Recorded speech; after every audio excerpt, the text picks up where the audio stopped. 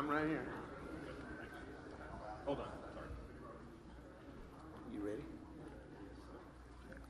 Good evening and welcome to the Fort Smith City Board of Directors meeting on this November 6, 2024. Keep in mind these meetings are being televised live for our residents who cannot attend with us in person. This time we will ask Director Good if he doesn't mind to do the invocation. Okay, and Director George Cassavas will lead us in the Pledge of Allegiance. We'll wait on Director Martin. Oh, go ahead. Have it. Yeah, Lord can wait. Yeah, no, he can't. No, he can't. Pray with me, please. Heavenly Father, thank you for this opportunity for us to come and meet and take care of the city's business today.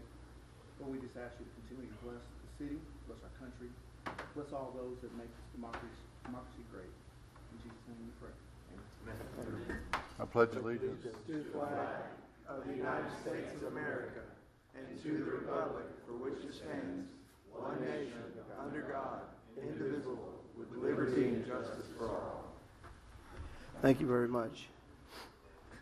This time, Madam Clerk, would you please call the roll? Directors Rigo. Here. Good. Here. Morton. Here. George Catsavas. Here. Christina Catsavas. Here. Settle. Here. Martin. Here. Okay. Thank you. At this time, I'll ask if there's any board member that may have an item of business not already on the Mayor. agenda. Director Rigo, you recognize. Thank you. I just wanted to extend, I'm sure, the appreciation of the entire board for the firefighters and the first responders who worked hard and battled the blaze at Bricktown downtown throughout most of the day today. Thank you to our fire department and everybody who worked hard on that. Okay. Thank you very much. Anything else? Okay. This time we'll ask for approval of the October 22nd regular minutes. So moved. Second. Thank you. All in favor? Aye. All right. Thank you very much. At this time, I'd like to get a motion to adopt the following items. This time we will ask that item 6 be moved on the agenda to the first item for consideration.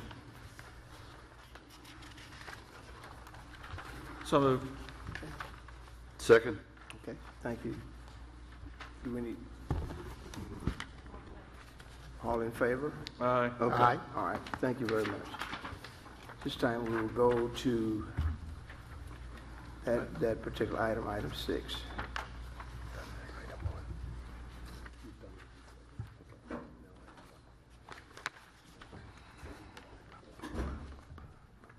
Thank you. This time we'll go to item 1 on the agenda.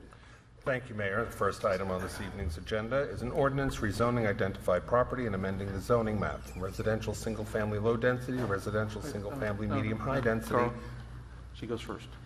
Oh, We need to actually consider item 6 first. Yes. That's what I thought. We moved it to 6. we We moved- approved 6. That's what, Sorry. okay. Sorry. I'll just move along here. Okay. Item 6 is, as you know, tonight's meeting. Your microphone, please. Tonight's meeting was rescheduled for the November 4th meeting, and so we need to ratify and confirm that action. Okay. So that's just a perfunctory action here. Okay, thank you. She's introduced that item. If there's no citizen comments, need a None. motion? None indicated. Okay, we need a motion to adopt the ordinance with suspension of the rules. So moved. Second. Thank you. Madam Clerk, please read the ordinance. An ordinance to ratify and confirm the canceling and rescheduling of the November 4th, 2024 Board of Directors regular meeting. Okay. If there are no board comments, please call the roll. Directors Rigo. Yes. Good. Yes. Morton. Yes. George Catsavas. Yes. Christina Catsavas. No. Settle. Yes. Martin. Yes. It's approved. 6 in favor and 1 opposed. Okay, thank you. At this time, we'll go to item 1. Thank you, Mayor. Again, this is the first item of business this evening. It's an ordinance rezoning identified property and amending the zoning map from residential single-family low density to residential single-family medium high density at 5800 Cliff Drive. And our Deputy City Administrator, Maggie Rice, will speak to this.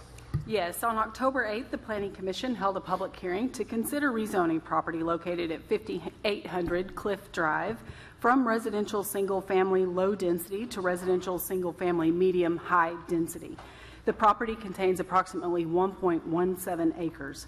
Approval of the item will facilitate the creation of 4 lots, each with a single-family residence. A neighborhood meeting was held on Friday, September the 27th.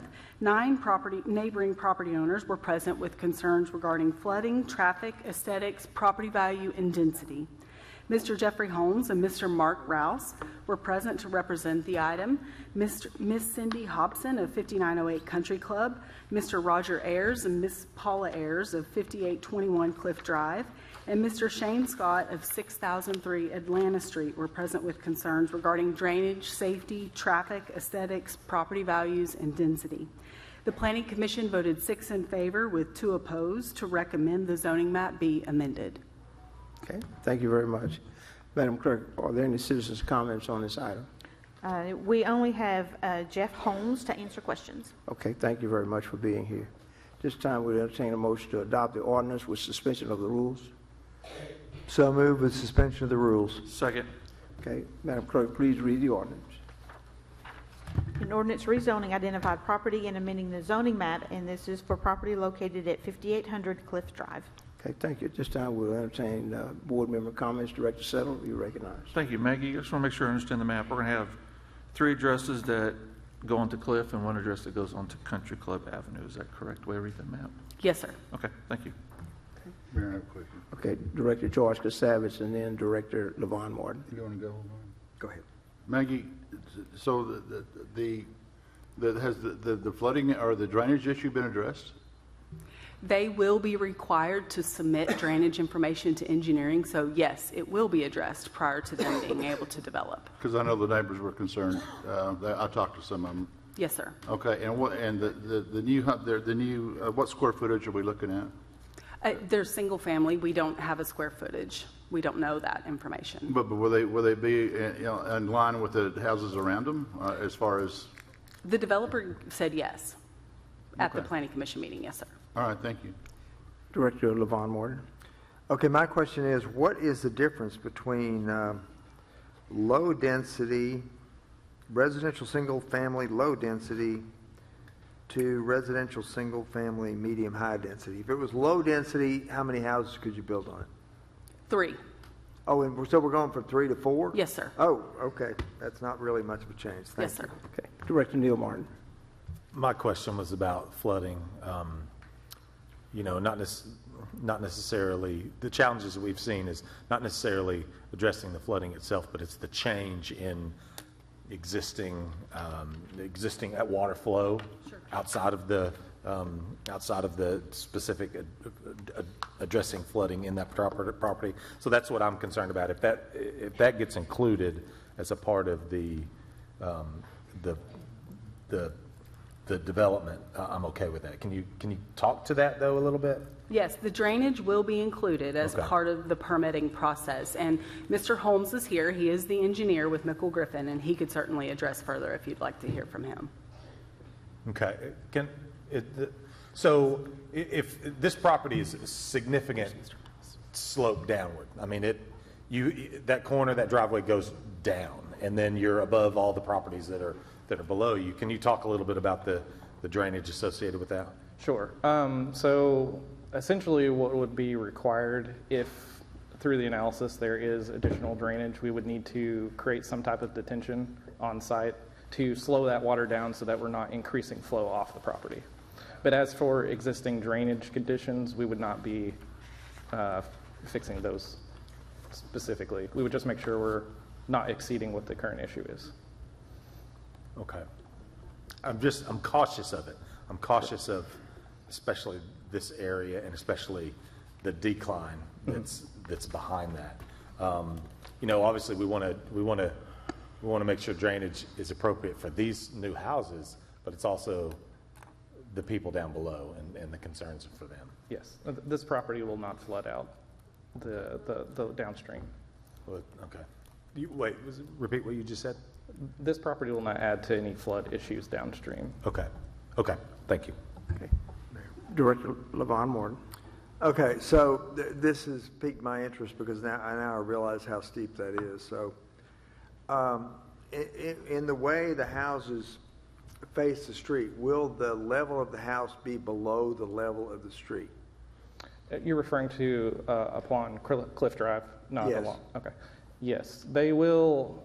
I don't know if you can see in your packet, but I can see the picture on the screen here. Okay. We're adjusting the existing Circle Drive up a little bit, so the houses will be lower as the original one was, but not as great. They won't sit up high on an elevated Okay, platform. so the issue that I have seen in the area where I live in Piano Hills, and one of the streets there is Glen Flora, and it faces a really steep hill. And in the beginning, there were no houses built on the opposite side of the street. But as soon as they started building houses on the opposite side of the street, it decreased the amount of land there was to absorb water because of the roof and the driveways and all that. And sometimes they put concrete drainage channels down the hill. And if you were the house across the street, what started out as all right, suddenly the water was overrunning the street, running over the top of the cuts in the street into the storm drain and into your yard. So what's your thought? Is that ever going to be a problem here? And I realize you can't build anything on the upper side here. Yeah, so to answer your question, I believe Fianna Hills was developed before the drainage manual was created for the city of Fort Smith. Okay. What they were doing is consolidating water and increasing the flow off-site, which is what causes the erosion and flooding downstream. Okay. But we're required to capture that water and slow it down. Okay, okay. Very good. Thank you. That's all I have. Any other questions from the board? Seeing none, Madam Clerk, please call the roll. Directors Good, Yes. Morton, Yes. George Katsavas, No. Christina Katsavas, Yes. Settle, Yes. Martin, Yes. Rigo. Yes. It's approved, 6 in favor and 1 opposed. This time we'll entertain a motion to adopt the emergency clause. So moved. Second. Thank you. Please call the roll. Directors Morton, Yes. George Katsavas, No. Christina Katsavas, Yes. Settle, Yes. Martin, Yes. Rigo, Yes. Good. Yes. It's approved, 6 in favor and 1 opposed. This time we'll go to item number 2. Thank you, Mayor. The next item, or items, 12 items, on this evening's agenda are all regarding the proposed annexation of an area by Highway 271 and Highway 253. And our Deputy City Administrator, Maggie Rice, will handle this and answer any questions. Yes, as Fort Smith has grown and expanded its incorporated area, several unincorporated enclaves remain. Historically, the city has annexed land at the request of property owners, not as a direct action of the city. As a result, some lands were not annexed, including some that are surrounded on all sides by the city limits. One of the largest is in the area of Highway 271 and 253. And is 637 acres and has 86 parcels, 45 residential and 41 non-residential. When a city's incorporated area is completely surround an unincorporated area, Arkansas Code allows for that property to be annexed by city ordinance. In this instance, the island is surrounded on 3 sides by city limit lines and on the 4th side by the Oklahoma state line, which is an allowable boundary. On September 17th, the board held a public hearing for property owners within the enclave proposed for annexation. One property owner spoke during the public hearing. In compliance with state law, staff published a legal description of the area to be annexed, as well as mailed certified letters to the owners of all 86 parcels within the enclave, notifying them of the public hearing and their right to present their views on the proposed annexation. City staff hosted 2 public input sessions for property owners within the area proposed for annexation. The 2 meetings were attended by approximately 30 property owners in total. In addition, staff met with several property owners individually to answer questions and explain the process. Additionally, in conjunction with the Planning Commission application, staff hosted 2 neighborhood meetings for property owners within the enclave, as well as property owners within 300 feet of the boundary of the enclave. And then I've listed a list of benefits to annexation as well as impacts to annexation on property owners. And then there are several impacts to city departments as well that are listed. And accompanying the ordinance, which we'll talk about in subsequent ordinances, should this one be adopted, the annexation will present two municipal code amendments. The first amendment makes an accommodation for retail sales of fireworks from permanent structures during defined periods and that are located on streets classified as major arterial or higher. And this makes an accommodation for an existing business that's within the area to be annexed. And then the second is in regards to the municipal code for the discharge of firearms to make an accommodation for an existing outdoor gun range. And if you have any questions, I'll be happy to answer them. Thank you very much. The first item this evening on item 2A is an ordinance annexing certain lands that are surrounded by the incorporated limits of the city of Fort Smith and the Arkansas-Oklahoma boundary line and for other purposes. Okay. Madam Clerk, did anyone sign up to speak on this item? None indicating. Okay. This time we'll entertain a motion to adopt the ordinance with suspension of the rules. So move with suspension of the rules. Second. Thank you. Please read the ordinance. It's an ordinance annexing certain lands that are surrounded by the incorporated limits of the city of Fort Smith and the Arkansas and Oklahoma boundary line and for other purposes. Okay, thank you. This time we'll have board member comments. Director Levon Morton. It's my understanding from reading the materials that were here that we have basically made accommodations so that any business activity that exists now and is taking place on the property has effectively been grandfathered in and can remain doing exactly what it's doing. Is that a fair statement? Yes, sir. Okay, that's all I have. Director Neil Martin and then Director George Casares. So I know I'd asked some questions via email about costs associated to the city and just kind of generally around there. The way I understand it, the cost versus revenues, there more revenue will come in than the cost associated. With these properties, they already have water and sewer, is that correct? Just water. Just water? Yes. And are they on septic? The majority, yes, are on septic. Some of these property owners do desire to tie into sewer should the property be annexed. And if it's available to them, of course, that would be at their own cost, but they could tie into sewer upon annexation. Okay, so the city wouldn't run additional water, or they've already got water.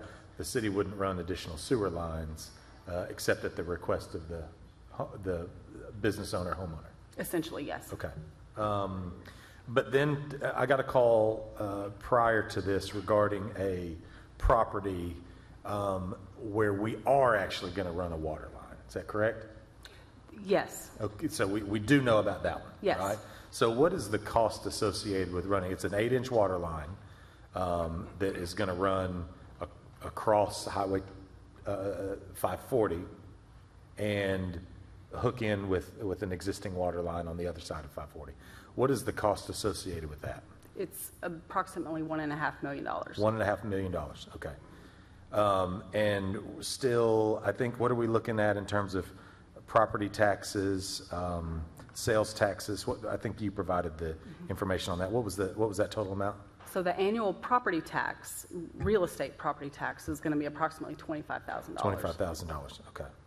But that doesn't include personal property, of course, or 2% sales tax. That would also be. So right now, someone getting or having to pay that 2% city sales tax, which is the 2% of the 9.5 or 2% of the 9.5% that we pay on our Yes, on our sales tax. How would they? Is it whenever something is sold within that property is when that 2% would take effect? Yes, Okay. it's at point of sale. That's at point of sale. Okay. Yes, sir. And are there any retail establishments in this area, or is it? There are some, yes. There are some? Yes, like, for example, there's a fireworks stand. Okay. Southern Tire Mart is within this area. There are also Those are the two that come to mind. There's like a few smaller businesses as well. The gun club, do they do point of sale? I don't know if they have point of sale or not, honestly. So we're looking at $1.5 million. I'm assuming the water line offers opportunities for additional development. Absolutely. Yes. Okay. Yes, it does. Okay. And is there a reason why there hasn't been much development here up to this point? I mean, I'm 48 years old. I mean, is there any? I mean, I've lived in this area, you know, I drove by this area. It's just because in the past, there's no water, there's no utilities. That's been the biggest issue. Okay. So this kind of fixes that and starts righting the wrong. So the water line that we would run here benefits some existing businesses, but is it enough for additional development? At this point, yes, it is. Okay. Absolutely. Yes. And most importantly, it also provides fire protection on both sides of 540. Okay. And which then helps maintain our ISO 1 rating. Well, and that's the other thing. So we're expanding our area of service. The part of that ISO rating that saves us on our homeowners insurance includes speed in which a fire truck can get to a designated area. Do we believe, and I'm looking for our fire chief, Chief Waters, do you believe that there's any impact to time of arrival with the annexation of this property? No, sir. Okay. I haven't been. I've worked in what was the former Golden Living Building, but I haven't been back on the other roads in there, so I didn't know what that would technically look like. I might have some other questions. I'll let some of the other directors have at it, and we'll come to Thank you. Director George Casavage. conclusion. Okay, Maggie, you've been dealing with Denny Altus. He has some businesses in that area. Yes, sir. He has quite a few properties I in think that 7 area. businesses.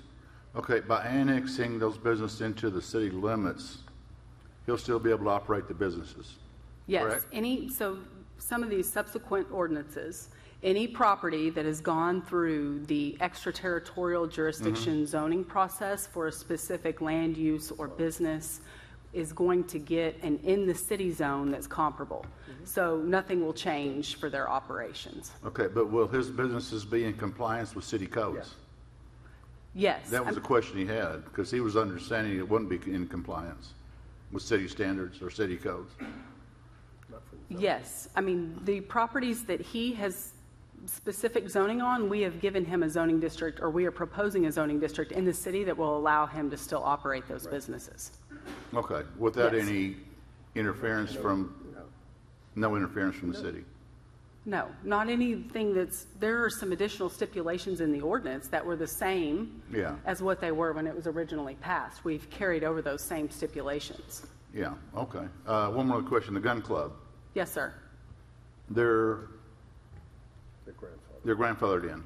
Yeah, well, we've made provisions for the gun club. Yeah. There's a subsequent ordinance in here that would allow for them to go through and meet some qualifiers, which they do. And we've had many conversations with Mr. George Moschner, and he is fine with the revisions. He's Okay. reviewed it, and he is okay. Okay, with one the other question. revisions. There are some people that live out there that have their own little private shooting range. What will happen to them? Well, if they can meet the requirements for an outdoor gun range, which are specified in the subsequent ordinance, then they could also get a permit from Chief Baker, If they qualify. if they can meet the requirements that are specified in the ordinance, yes. Okay, thank you. Thank you. Any other questions from the board? If not, Madam Clerk, please call the roll. Directors George Katsavas? Yes. Christina Katsavas? Yes. Settle? Yes. Martin? Yes. Rigo? Yes. Good? Yes. Morton? Yes. It's approved, 7 in favor and 0 opposed. Okay, thank you very much. This time we will go to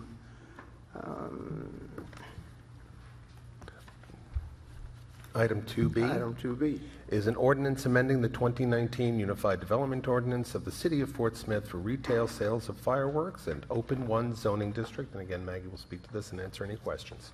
Yes, on October 8th, the Planning Commission held a public hearing to consider additions to the Unified Development Ordinance in conjunction with the annexation. The addition of Section 27708 makes an accommodation for retail sales of fireworks during defined periods from permanent structures and located on streets classified as major arterial or higher on the master street plan. The retail sale of fireworks land use is permitted within the C2, C3, C4, C5, I1, 2, and 3 zoning districts, if compliance with the requirements are met. Staff was proposing the addition of an open 1 zoning district. This zoning district mimics the extraterritorial jurisdiction open 1 zone in that it allows single-family homes and duplexes by right. The majority of the property within the annexation area is zoned ETJ Open 1.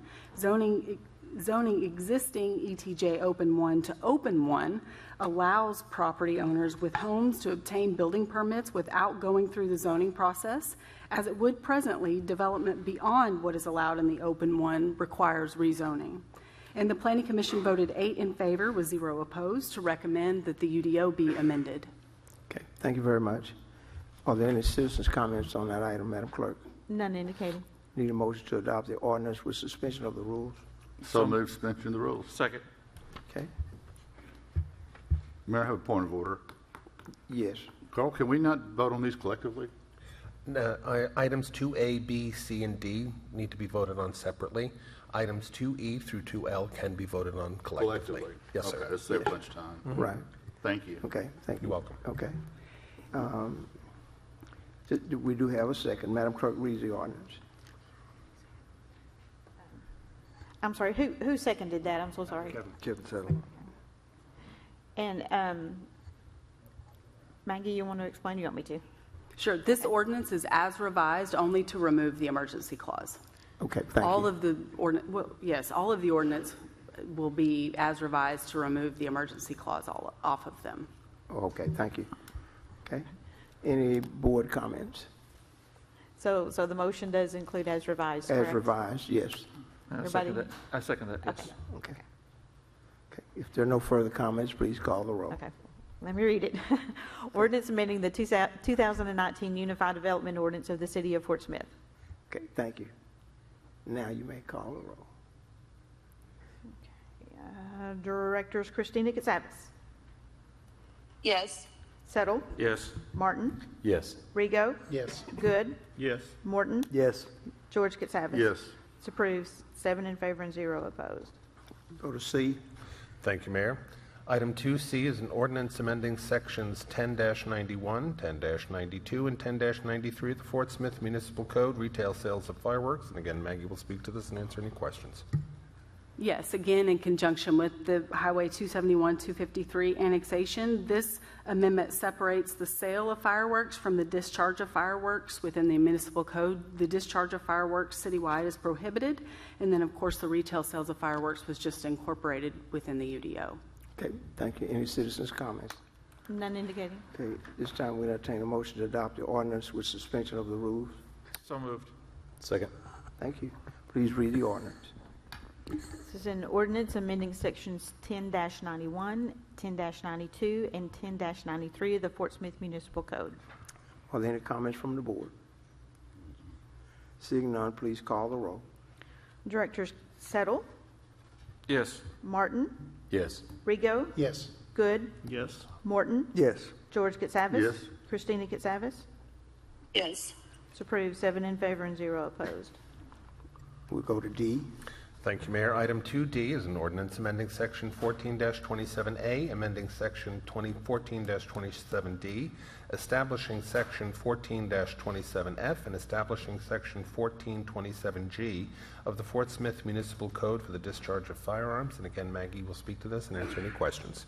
Yes, and this is related to the discharge of firearms within the municipal code, and the city does have a long-term lease with Pajaro Gun Club, and while the amendment is not specifically for Pajaro, it would accommodate their use. Staff proposes allowing the chief of police the authority to issue permits for the operation of an outdoor gun range, subject to the following. It has to be on property within an open 1 zoning district. No outdoor gun range shall be allowed on property less than 80 acres in size. You do have to carry a insurance policy of $2 million, and an outdoor gun range shall be limited to the activities associated with the sport of skeet, trap, and shooting clays, and it prohibits the use of rifles. And then, of course, any permit issued shall be for a specified term, not to exceed 10 years. Okay, thank you very much. Are there any citizens' comments, Madam Clerk?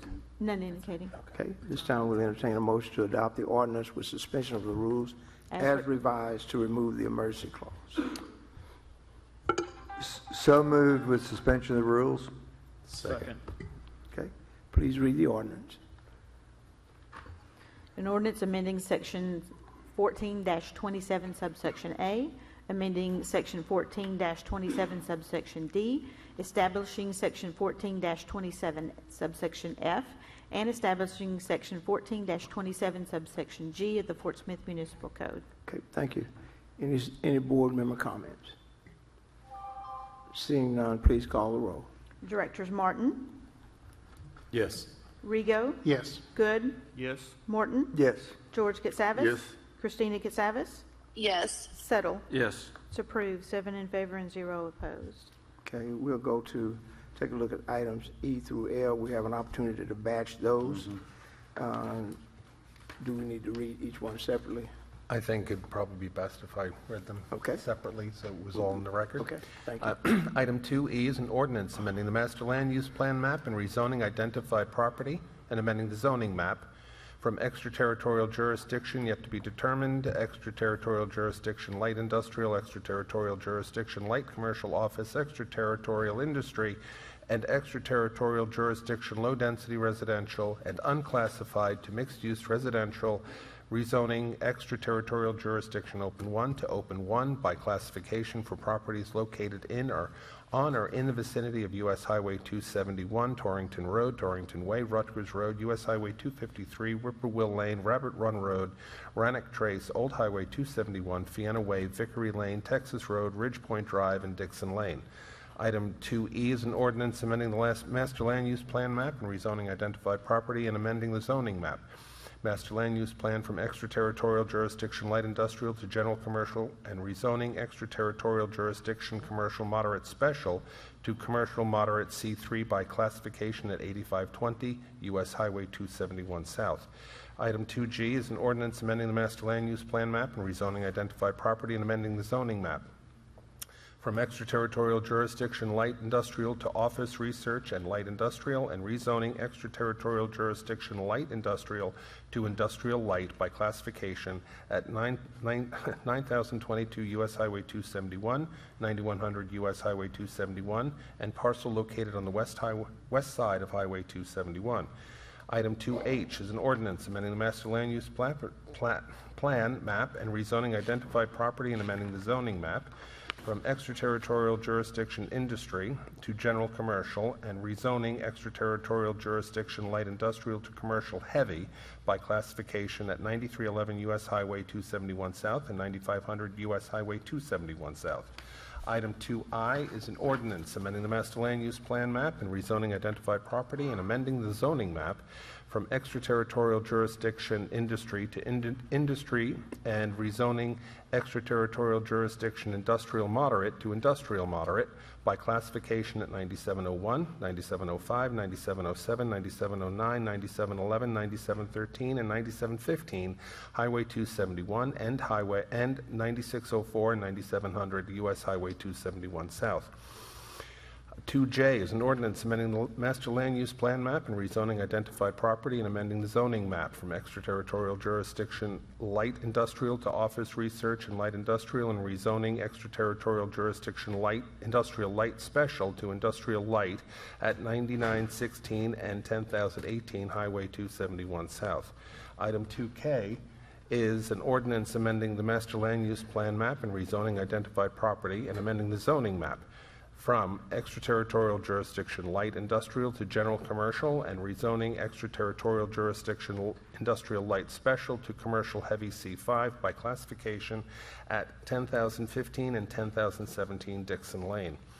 Item 2L is an ordinance amending the master land use plan map and rezoning identified property and amending the zoning map from extraterritorial jurisdiction light industrial to office research and light industrial, with rezoning extraterritorial jurisdiction industrial light to industrial light by classification at 9800 U.S. Old Highway 271. Okay, thank you very much. Again, keep in mind, we would like to batch these items. Also, we'll also include all these items will be revised to remove the emergency clause. Madam Clerk, did anyone sign up to speak on any one of these? None indicating. This time, we'll entertain a motion to adopt the ordinance with suspension of the rules as revised to remove the emergency clause. Motion to approve items 2E through 2L with suspension of, what was it again? Suspension of the rules. As revised with suspension of the emergency clause. Okay, thank you. Did we get a second? Okay, I'll second. okay, thank you. Madam Clerk, please read the ordinance. Mr. Mayor, motion to dispense with the reading of the ordinance. Okay, we need a second. Second. Okay. Are there any comments from the board? Yeah, Mayor, I have a quick question. Yes. Carl, going back to Director Martin's question about our ISO rating, Mr. Mayor, point of parliamentary inquiry. Yes, May we please right. We need- vote on the dispensing of the Right. reading? And then we can, I still have to read the title. right. Okay. Madam Clerk, please read. Okay, sorry. Item 2E is an ordinance amending the master land use plan map and rezoning identified property and amending the zoning map, and this is for properties located in the vicinity of U.S. Highway 271, Torrington Road, Torrington Way, Rutgers Road, U.S. Highway 253, Whippoorwill Lane, Rabbit Run Road, Rannick Trace, Old Highway 271, Vienna Way, Victory Lane, Texas Road, Ridge Point Drive, and Dixon Lane. Item 2F is an ordinance amending the master land use plan and rezoning identified property and amending the zoning map, and this is for the property located at 8520 U.S. Highway 271 South. Item 2G is an ordinance amending the master land use plan and rezoning identified property and amending the zoning map for properties located at 9022 U.S. Highway 271, 9100 U.S. Highway 271, and a parcel located on the west side of U.S. Highway 271. Item 2H is an ordinance amending the master land use plan and rezoning the identified property and amending the zoning map, and this is for properties located at 9311 U.S. Highway 271 South and 9500 U.S. Highway 271 South.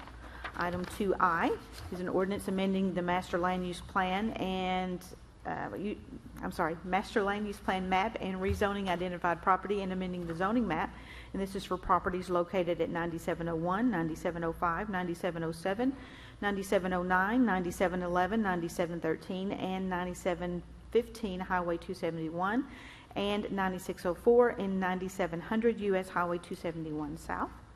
Item number 2J is an ordinance amending the master land use plan map and rezoning identified property and amending the zoning map. This is for properties located at 9916 and 10018 Highway 271 South. Item 2K is an ordinance amending the master land use plan map and rezoning identified property and amending the zoning map. And this is for properties located at 10015 and 10017 Dixon Lane. Item 2L is an ordinance amending the master land use plan map and rezoning identified property and amending the zoning map, and this is for the property located at 9800 U.S. Old Highway 271. Mr. Mayor, I withdraw my motion. Okay, thank you. Are there, Director Casavis, you have a comment? I'm good, Mayor. You're good? Okay, if there are no further questions, Madam Clerk, please call the roll. Directors Rigo? Yes. Good? Yes. Morton? Yes. George Casavis? Yes. Christina Casavis? Yes. Settle? Yes. Martin? Yes. They're approved, 7 in favor and 0 opposed. Thank you. At this time, we'll go to item 3. Thank you, Mayor. Item 3 is the approval of the 10 capital plans.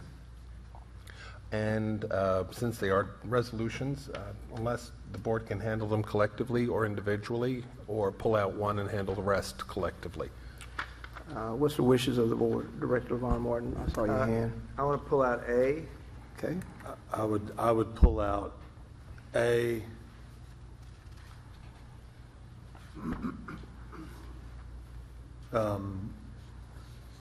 HIJ, And my request would be that the titles of these be read only once, please. Then I will ask just our city clerk to read them. No reading requirement on these? So if the board so wishes, items 3B, C, D, E, F, and G can be handled collectively, and then A, H, I, and J can be handled individually. Recommendation to handle the collective items first. Okay. Okay. They've been, Well, I have a comment on D. So Okay. I'm sorry. I'm sorry. I'm with him. I have comment on D as well. B, C, E, F, and G. okay, those, The comment doesn't even go separate. Why don't we just think E through G together? You want to vote separate on D, or you just want to comment on D? Right, well, yeah, it's just a comment. I don't care about voting. Well, if I guess depending on some of the answers, we might have to pull that one out. But I'm okay with just comments. Yeah, mine are just comments, Okay. So if we're suggestions, ideas, so. Okay, so let's have a motion to handle all 10 collectively, and then we'll Okay. call up the department head for individual questions. Oh, no. I do want to That vote was the separately. question. You want them voted I separately? want the ones that we called out, A, Very good. H, I, J. Motion to approve items 3B through 3G collectively. Second. Very good. Yeah, City Clerk. okay. So they've all been introduced? Okay. Are there any citizens' comments on those items? Yes, we have Dan Williams to speak on items A through J. Starting with 3A. Good evening, Board. I do have some comments. I've got some notes here on item A, the engineering part. Where you're wanting the board, or it looks like the board is going to pass an idea on this budget, and there is a lot of things that in the budget aren't really defined. There's money, but there's not projects defined. When I was here, y'all talked about having a potential engineering come for these years that you're budgeting for, and having those itemized, and having a plan, kind of a plan of attack, is kind of what I heard on that particular item. I didn't see really that. You just got numbers out there, a certain amount. I don't need to read over them. Y'all have that. But that doesn't seem like a good way to look at that. On item B, on the resolution to authorize implementing the traffic control, I didn't necessarily have anything to speak to that, but item C I did. My question is, when y'all talked last time, you said you were getting rid of a $750,000 pickleball court and different things, but you were going to have to spend $1.17 million, $5 million on installing the water slide. And then it came up, y'all were going to pull it out of a fund and a different fund, but you never really decided, or I didn't see what fund you were going to pull it out of, the general fund or where it was coming out of Parks and Recreation. So I believe LaVon spoke to that. And I think that's an issue before it's approved or talked about. We need to know, or I feel like someone needs to know. And then on item D, the capital improvement on solid waste, you on these budgets, you got $17 million for solid waste, and you don't really define what all. I know there's funding and things that it has to go to, but it's not really defined. Who looks at that and defines that? And then my other main two is F and H. F on the resolution to approve authorization for the police. The chief mentioned about the new license plate thing. He said y'all had 21, 15 of them were in use. There were several not in use. And then he wants to go ahead and get 10 more or something like that. And it seemed kind of strange to order more, and we're not even using all that we have. And then also, when y'all talked about the new precinct that you're going to buy for $1.25 million, y'all approved it, and then a $4 million renovation potentially. Back in November of 2023, you just bought a precinct for $575,000. It's now going to become a call center. I mean, it just seems like that's a waste of money. Where's the accountability? We got issues we got issues. Y'all are spending money, And I think someone needs to look at these. And then H, the water leaks, you want to approve this capital improvement, and we don't even have the 800 water leaks fixed. And since I started almost 4 months ago coming, you still have the same water leaks, the same amount. And then you want to spend $150 million on a new transmission line, and then on the water treatment thing, you want to spend money on that. Let's get some of these things fixed before we spend any more money. So that's what I have. Okay, thank you very much.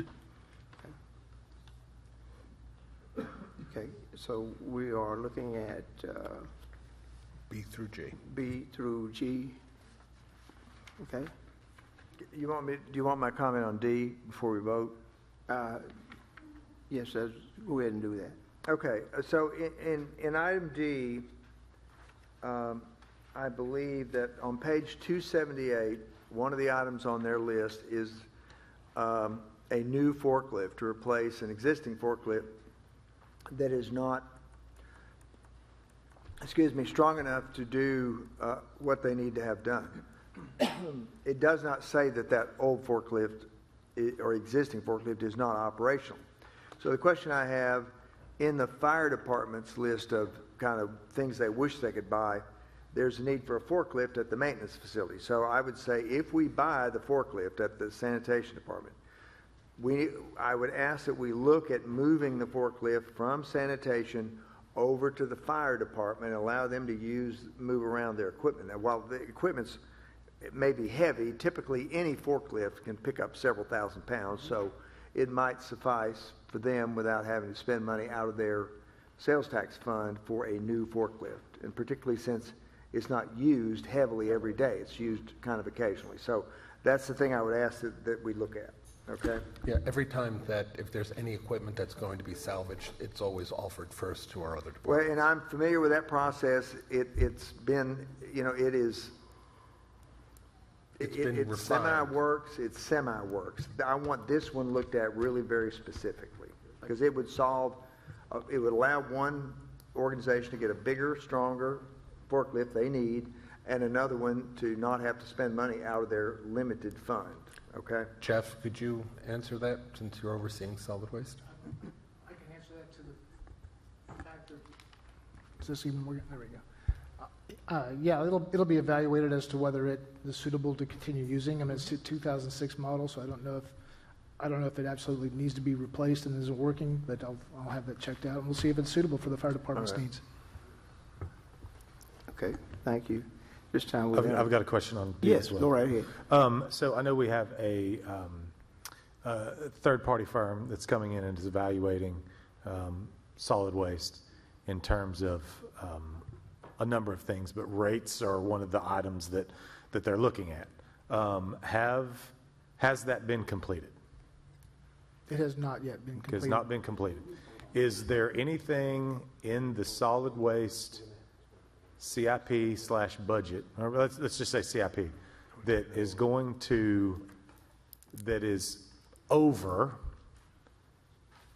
unfunded, meaning would cause us to have to raise a solid waste rate? Not as it is now. I mean, we're going off of a equipment replacement schedule that was essentially created in 2018. Okay. I mean, the cost of that equipment does go up, but we are making contributions to our sinking fund continually. So all of this is coming from the sinking fund? Yes, sir. And the sinking fund will cover everything on the CIP?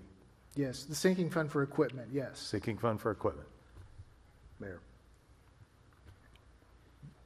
Okay, go ahead, Levon. Well, I was just going to follow up on your comment. This is something I said before, but it needs to be kept in mind. And, particularly with respect to sanitation, we are moving, and we do this every year that we have the money, which has been really, I think, every year. $6 million, I believe, is the number, 6.3 million, Jeff, that we move from. We treat as an expense in the operations. It goes to the sinking fund. Correct. And that's fine. However, it does create in 2025 a loss of about $3 million in the sanitation department based on the budget that we were presented with. And what the 2025 budget? Yep. Pardon me? The 2025 budget? Yes, Okay. it's the one we have that Okay. was handed out a while back. Okay. And so I would just encourage, and this goes to all departments, you know, I have some belief that sales tax is going to bounce back now because the state of Arkansas had a very good collection month, not in income taxes, which they cut, but in sales taxes, their collections were good. If that translates to the whole state, then we should see an increase over what we had last year, or at least I mean, last holding- year was a record year. Well, right, yeah, well, right, it's a record year for the state and for us. for So, us, right. yeah, for us. But theirs have been lagging a little bit too, just like ours. Yep. But now, the latest month, they bounce back. Hopefully, ours will bounce back. But I would encourage, as the departments go through these capital expenditure budgets for 2025, for all, and this only applies to capital equipment. These projects like drainage and streets, they need to be done at 100%. But for capital equipment, make a careful evaluation. Do we have to have this now, or can we put it off to 26? And if we end up, you know, if the economy takes off, which a lot of people think it will, then our sales tax will go up, and we will have plenty of money to spend in 26. You know, we're still in a period until we see that sales tax bounce back where we're a little bit uncertain in 24 leading into 25. We need to be careful. So, do I still have the floor? Yes. Okay. I would like to pull out D for a separate vote as well. Okay. So what does that leave us to vote on in the batch? B through. B, C, E through G. E, F, G. Okay. Director Rigo, you recognize? Thank you, Mayor. I think it's just important to recall or remember, keep top of mind that these are plans, proposals, targets, guideposts, things we're striving towards. These votes themselves tonight don't actually appropriate any money. The actual spending and appropriation of money for any of these things presented in these plans will come to us for consideration. Director LaVon Martin?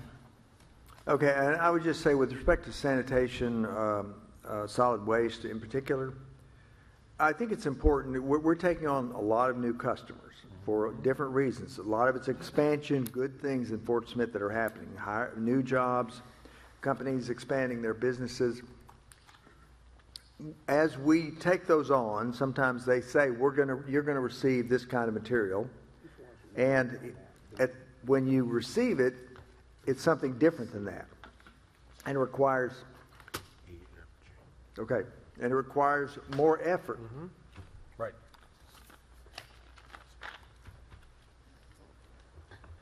Okay, I'll say this again. When you take on new customers, and they say, we're going to give you this kind of material, that's how it's priced. Sometimes they give you different material than what they tell you. Right. And that pricing needs to be looked at. I would encourage, we've kind of lost our over top level knowledge of the person on the ground. We have the people who really know in the field, who know everything about all this. But we need to definitely look at the new customers we have, and there are a lot of them, and make sure that our pricing lines up with what they told us they were going to give us and the amount of effort it takes for us to handle that. And if we need to adjust those prices, we need to do it. And just because by law, they have to bring it here. I'm not saying gouge anybody, but they need to pay a fair price and not be subsidized by any of the rest of us who are paying. So Yep, that's important. correct. And I would hope that we would carry out that exercise and then report back to the board at some point in time, probably in 25, that we've done it and we did make some changes, or we didn't. So, And that's part of the study that's going on right Okay, now, very because good, there is very good. a business or two that their waste stream Okay. has modified. Director Neil Martin? Here's my concern. So, based on what Director Morton said about creating a $3 million deficit. So what we approved tonight goes into planning for 2025, 26, those kinds of things. At the same time, we've got a company that's looking at rates and evaluating if those rates are appropriate. Well, if we go into a $3 million deficit, that tells me they're going to come back and say we need to raise rates to match that $3 million. I'm not comfortable doing that. Not saying I'm against raising a rate. However, I don't want this decision to become a rate increase that I'm bound to 12 months from now. So that's where this water, sewer, I'm going to be no's on those for the very same reason. So that's my stance on this, and I think we need to be careful. I used to go through these CIPs, and I'm like, yeah, I agree, everything's good. But then this happened with water. We approved a CIP and other things, and we went negative. It affected our bond rating, which caused us to, in my mind, was the reason that we had to raise rates to comply with the bond rating. So in this scenario, I'm very tentative, or I'm very hesitant to approve this one around D and with water and with wastewater at this point without additional discussion or those types of things. So that's just kind of letting the board know where I stand on that. Okay, thank you. Doesn't mean that I'm against this. I just don't want to create a scenario where I'm having to raise rates here in 12 months or 18 months. So I'm going to ask Director Martin a question. So are you thinking we would discuss this at the November 22nd budget meeting? Well, yes. Okay. I think that's got to be part of it. And we could approve it then, right? Right. Yeah. Fair enough. Okay. So Good idea. Director Settle. this is what I brought up last meeting is, I think that all these should be discussed at the budget time. Fair enough. Tonight should be either we approve or not approved, and I think there's some discussions, but if we discuss this in the budget, to your point, gets more clarity. It's always been done this way, but maybe we need to rethink how we do this. Right. Because there might be some ebb and flows in that budget discussion that might say we want to do X or Y, and you could change these plans. So, I was going to go along to get on with the team tonight and just keep doing what we're doing, but I hope probably next year we can change it. But if the board's willing to do it, my proposal is table all items tonight and wait till the budget discussion and approve them after the budget discussion. I think that's the healthy way to do it. Also, did you make a motion? I'll make a motion to table items 3A through 3J to bring them back to the first meeting in December. I'll second that. Yeah. After our. That's a second. November 22nd. Can I make a comment? Yes. As a director comment? Okay, the one comment I want to get out there tonight, because it might result in a change of what we see on the 22nd, is that in the streets and drainage, on page 184, we have the money in there for the Mazard Road widening, and we have it in a little bit in 25, which I guess is engineering. Then money in 26 and 27. We have the May Branch drainage ponds in 28 and 29. Now, what I would say about Mazard is this, and it's not through anyone's fault, but we have a number of 4-lane and 5-lane streets in the city. Grand Avenue, Kelly Highway, I guess West Phoenix or East Phoenix, all of Phoenix. And those streets have a lot of entrances from the side of the street, either residences or businesses coming out on the street. And that naturally tends to slow the traffic down. Now on Mazard, there really aren't any side businesses, except, there are some streets that come in, but they're separated far apart. And Mazard, I will just tell you right now, is a racetrack.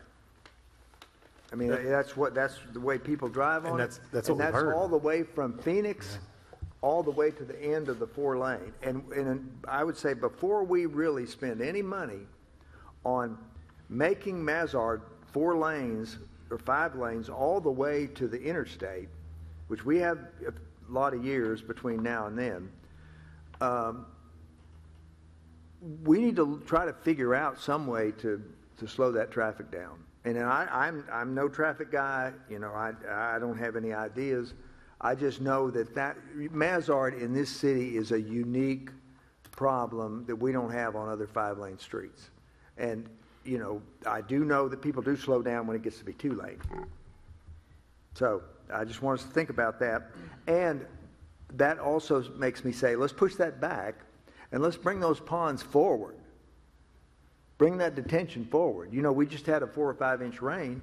Well, the ground was really dry and it soaked it all up. I don't believe we had any serious flooding problems, but we could have 3, 4, or 5 inch rains 3 days in a row, and if we did, we would have a flooding problem in this city, and it would be in people's houses. So I would like, and Stan and I have talked about this, and he said they're thinking about this, they're looking at this, so I appreciate that. And they were looking at it before I raised the question. But that's something I'd like to have done, and maybe consider it before we have our meeting on the 22nd, those two items. But that's all I'll say. I'm finished. Director Rego. Thank you. So the budget meeting is scheduled for the entirety of the day on the 22nd? Yes. Okay, given that we're, on the precipice of changing the way in which we approach budgeting, if you will, I hope that everyone comes prepared on the 22nd, and I hope that everyone brings their work pants and their pencils and their brains on the 22nd, because if we're really looking at going through each of these in order to right-size them based on what each of us individually think that they should be, and then try to build a consensus out of that, I mean, how else can you do it except by going through each one of these and debating the merits of, the knuckle boom truck, and is this the right year for it, and what's the cost? I mean, I foresee steam running out of that engine, and I also don't foresee all of us having the expertise required to differentiate between what's important and what's not. And so at some point in this process, there's going to have to be the ability or the acceptance to default to some extent or another to the department heads or the people who do this day in and day out, saying this is definitely something that has to be looked at seriously for the next year. So we're going to do this differently, and I sincerely hope people come prepared. Director Neil Martin. Well, I think to me, what I think we ought to do is we ought to run the budget through, and then we provide whatever dollar amount associated with each one of these CIPs, and then we can rely on the expertise of our department heads, or wherever we speak into things. But I think that's starting out at the top, working the top, and then maybe we don't come up with $75 million for streets to use in 2025. Maybe that number is $45 million. And so I think that's how we got to go. We're based on what? We're starting here. We're starting here when we've got this big thing up here that needs to be addressed first, in my opinion. But if the folks that run the department day in and day out come and say, and they've already been directed by administration to only bring forward priorities, and they say, well, we need a little over $8 million in items next year to keep this core quality service running like it should, you might think that the starting number for reduction should be, well, we got to get this down to $4 million. Mm-hmm. And I might think 7. And Kevin might think 7. George might think 2. Andre might think 3. I mean, this is going to be exceptionally different than we've ever done it before, and we better be prepared to be informed, to respect one another, and potentially have to go through, as a way of adjudicating, having some votes on these things, individualized votes. And so, again, I don't like situations where we sort of show up and try to build the airplane as it's flying, so I just want people to come prepared. That's yeah. That would be my expectation at all times. Okay, Director LaVon Morton, and then Director Kevin Settle. Well, I agree with Director Rego that it's important that we be very prepared on the 22nd and not get bogged down, and we'll be there till midnight. But I will be prepared to stay till midnight myself. So just keep that in mind. The other thing I would say is that, and I said this before, and some people took it wrong, but it is important that we realize that we've been through a period since 2020 where we always had, honestly, plenty of money, because sales tax were going up at a rate that none of us anticipated. So no matter what we put in the budget, we always had more money than we expected. And that's a great situation to be in. I'm just saying we might not be in that for a while, and I just want us to be cautious as we go into this. Now, I'll also point out, and I think I've alluded to this before, I see on this list $2.3 million for ebbing. Okay, and then it's drainage, we've got to do it. We $2.3 million for ebbing. It's drainage, we've got to do it. But there is some need to get some money from the federal government and the state government to help us with some of this, because we spend a lot of money on the runway. I don't see any revenue. Now, it will come, but it would be nice to have a grant or something that would help us in the near term with not necessarily this project, but projects we will be called on to do in the future, which I don't know about, but I fully expect. So I just would say that as a reminder to the administration to follow up with whatever our contacts are on the military side and try to get some help. So anyway. Director Settle. Thank you. To the board, my goal tonight is to add this to the budget, so when we bring a department head up, I'll use Matt. Matt comes for streets. Streets come up, we look through his budget, we talk about some things, and then we bring the CIP right behind it, talk about that, and then that department head is done. I don't want to have two separate meetings at the same time. I want to bring the department up, talk through his personnel budget, his non-capital budget, and then talk about the capital side, and then we discuss, ask questions, and if we're all good with it, we move on and go to the next one. What I'm trying to do is put both the capital and the personnel budgets together so we can look as a holistic approach. And that way, if there's some questions on a street or drainage or a bus or, how does it affect the plus minus the capital and the personnel? So that's my goal. It's a little different, but I think that in the past we go one direction, and then we got this, and we go back and we got to remember this. I think this will kind of I think it'll actually be a better way of looking at the budget so we can look at a holistic approach. So that's my goal. If it doesn't work this year, we'll go back to the way it was. If it does, maybe this becomes a better opportunity to streamline our budget in the future. That's all. Thank you, Mayor. So we're looking Thanks for the clarification, Kevin. Yeah, so we're looking for a motion to table. So, we had a motion and a second. Okay, you second? Yes, sir. If there are no further comments, Madam Clerk? Directors Good, Yes. Morton, Yes. George Katsavas, Yes. Christina Katsavas, Yes. Settle, Yes. Martin, Yes. Rigo. Yep. The motion passes 7 in favor and 0 opposed. Okay. This time, go to item 4. Thank you, Mayor. The next item on the agenda is a resolution accepting the bid of and authorizing the mayor to execute a contract with Royal Ridge Construction for the 2016 SSA Remedial Measures Sub-Basin S007, and our Director of Water Utilities, Lance McAvoy, will speak to this and answer any questions. Good evening.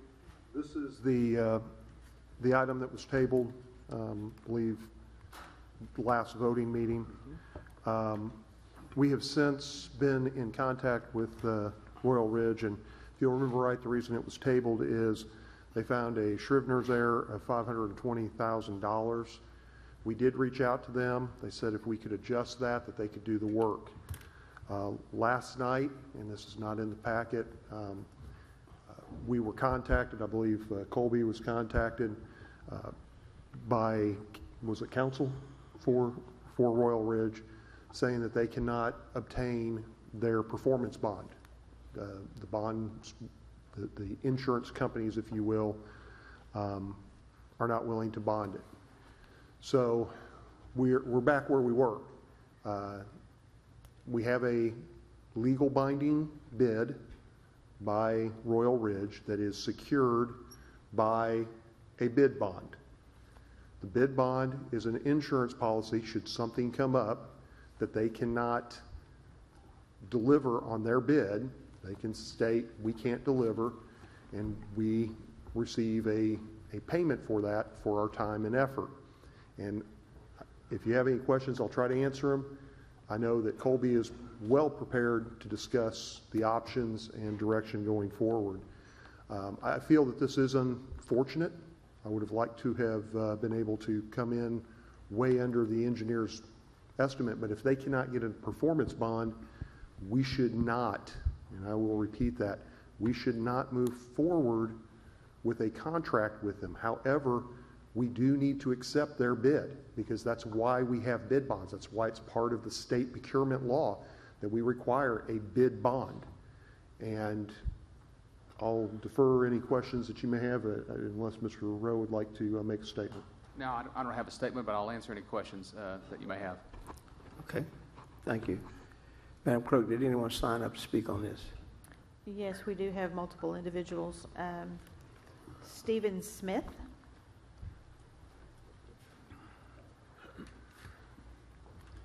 Good evening, Stephen Smith, Smith, Cohen, and Horan, 1206 Garrison Avenue.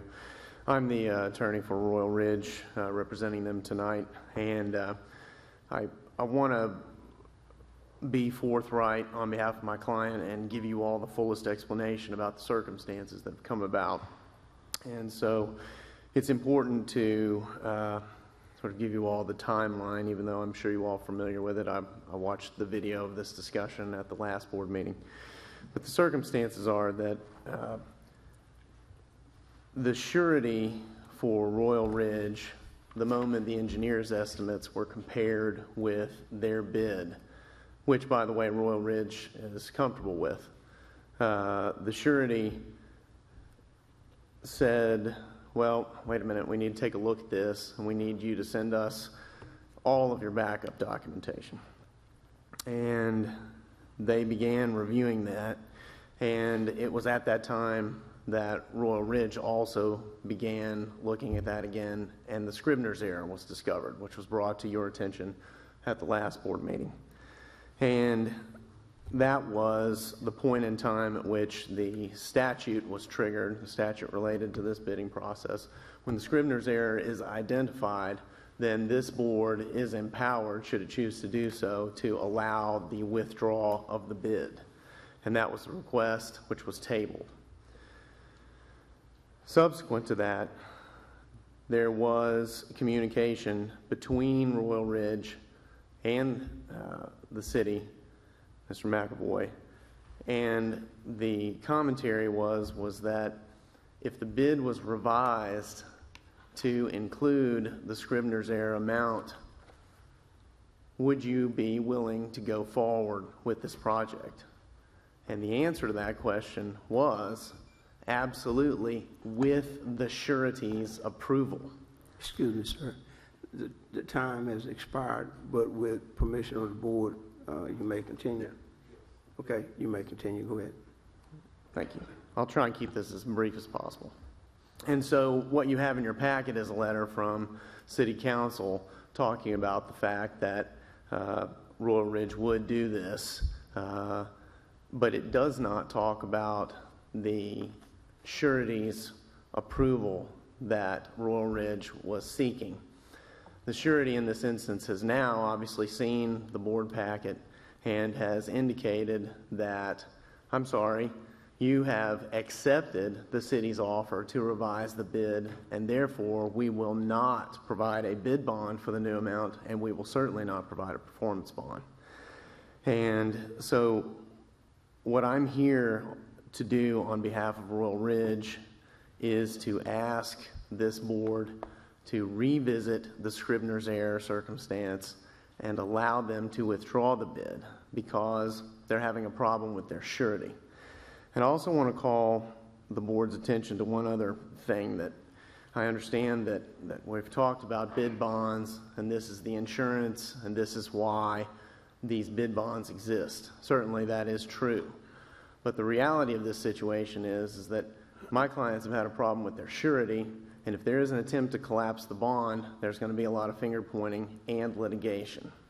And so, and I will tell you that this surety has hinted at that, especially from the standpoint that the surety has said to my client that if the city is going to revise the bid based upon the Scribner's error, then that falls out of line with the statute which governs how these bid processes occur.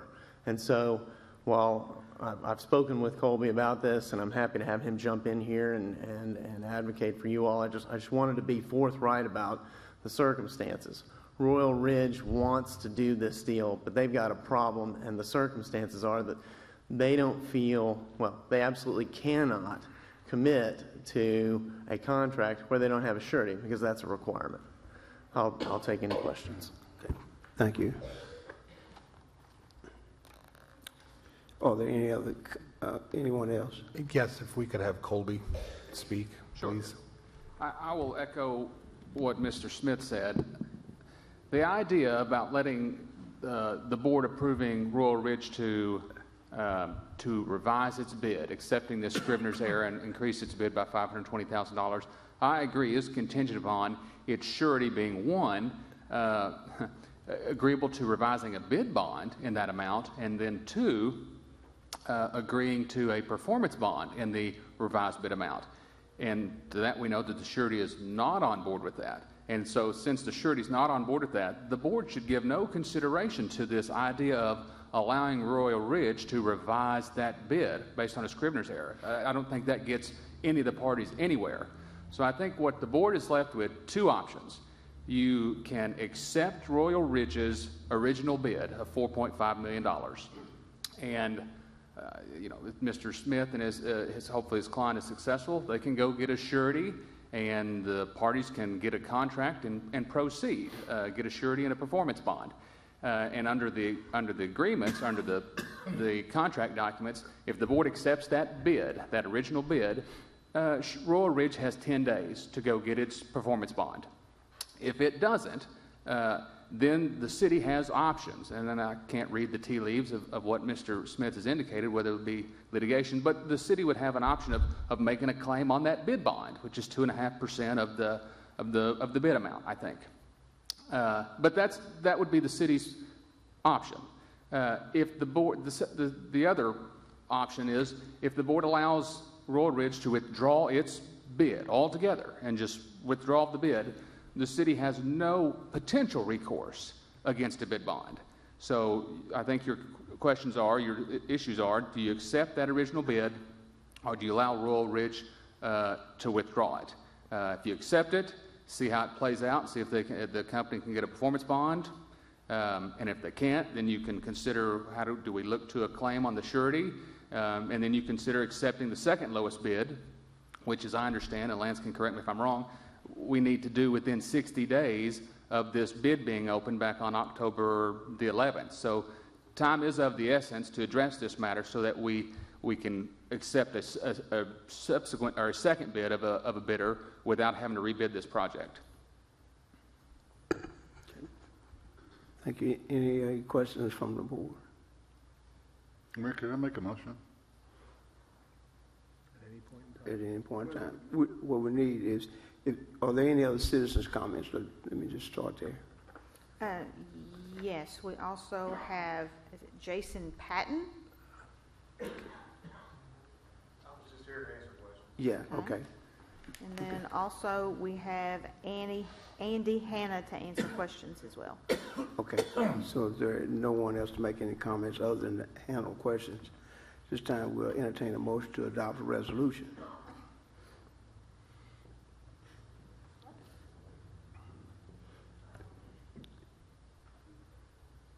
Well, can we?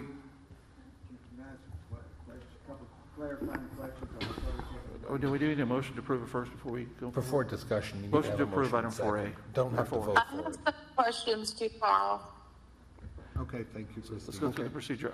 We'll- Motion to approve item 4. Right, Second. okay. Now we'll go Now to discussion's board comments. Director LaVon Martin and then Director Christina Casavage. So if this passes, gets at least 4 votes, then it means we would have accepted the original bid of $4.5 million, right? Yes, if the board approves the item that was tabled from last meeting. Yes. Yes, sir. And then, as I understand it, if they fail to obtain a surety bid, then we would be able to make a claim on the bid bond, which they had to submit with their bid. Is that accurate? That's correct. And our recovery would be 2.5%, which is about $100,000, a little over that, maybe $110,000 or something like that. Is that right? The total amount, as I understand, is about $250,000. It's The that's total amount of the bid bond is $250,000? Yes, $250,000. Oh, so it's more like 5%. Must be. Is that right, Carl? I can't remember. It is. It's 5%. Yes. Yeah, okay, it's 5%, not 2.5%, right? 5%. 5% of the bid, okay, all right. Okay, so, and ultimately, that would come out of Royal Ridge's pocket. You know, the way the business world works, you know, you have a claim like this, you're gonna pay it back in premiums, or you can't get the bonds. So just an awareness of that. So we're talking about $250,000 out of their pocket. Okay, So, thank you. Director Christina DeSavage. It's my understanding that the bonding company had backed out. Is that accurate? I mean, I thought that they were trying to find others, but everyone else was unwilling after the first surety pulled out. No, the bid bond is still in place. It's the difficulty in getting a performance bond from the surety. Okay. Well, you know, I mean, it feels a little bit like we're doing something just because we can. These are local people, you know. I just think we shouldn't be treating people this way. That's all. Okay, thank you. Director Rigo. Thanks, Mayor. And so if we do, and this is a question for Colby, if we do not pass this tonight, either it fails on a vote or by inaction we allow Royal Ridge to withdraw their bid, what is the outcome of that for, because the way I'm looking at it is either outcome, either approach that was placed before us today, this evening, neither one of those results in the work actually being done that needs to be done. And so what is the outcome if we allow this to be withdrawn, both for Royal Ridge and for the city? Well, if you allow Royal Ridge to withdraw its bid, and if you expressly allow that withdrawal, and I think if you're going to do it, it needs to be by express and not some inaction. If 60 days go by, I think all the bids can be withdrawn by the bidders. So to answer your question, if you allow Royal Ridge to withdraw its bid, the board needs to take up the issue of accepting the second lowest bid. And if that's, you know, I haven't had much discussion with Lance about this, but if that's not the route we want to take, then the only other option is to rebid the project. And I know Thomas has the essence on this project, so I don't know if that's a consideration or not. The second bid is what, Lance, $8 million? $8,231,000. Thank you. Yeah. Director Kevin Sell. Well, thank you, Mayor. You know, Board, this is a 2016 SSA consent decree project around the North O area, in North Upper Pike area, if I remember my map right here. To me, this is work that's got to get done. Somebody bidded it. They checked their bids. We should go through the process and then see what happens. Mm-hmm. The problem is that the other three bidders know what it is. So the next one's $3.7 million more. So then it begs the question: do you have to, you know, the work needs to get done, and I'm disappointed that, you know, we're at this point because we're getting hammered on the consent decree side from the federal government, and so we do our due diligence, we put it out there, 4 people bid on it, and we take the lowest bid. That's how the process should work. I understand that they might be upset, but, you know, when they see the bids, it's $3.7 million cheaper. What do we do? Do we not take it? And then what happens the next time or the next time? Somebody sees the bid's too low, and then they say, you know, I don't want it because I'm too low than everybody else. I'm sorry. I just think that, you know, we need to follow the process and let the bid bond figure it out, and let's see, maybe they can work something out with the Royal Ridge, and and getting this work done. So I'm hoping that happens. So just wanted to remind the board where the project is, what it's for, and the difference between the lowest and the second lowest. Thanks, Mayor. Oh, I want to speak again. Okay, let her go. Okay, Director Savage, we'll go ahead and recognize you since you're on the phone. Go ahead. You know, it seems obvious from looking at all the bids, this one was so much lower that the work can't be done for that price. I don't know why we accepted this bid to begin with. I mean, do we not vet these bids? They were vetted and reviewed, and actually with the contractor with Royal Ridge, and they were asked at least once, if not twice, whether that was an acceptable amount, 3 times, and they said yes. I know, but I mean, we do these projects all the time. Do we ever see bids $3 million under the engineering estimate when all the other bids are roughly close to the engineering estimate? It just seems like to me we should have been more vigilant from the beginning and we wouldn't be in this mess. No, we do receive, and especially in the past, have received much lower bids than the engineering estimate.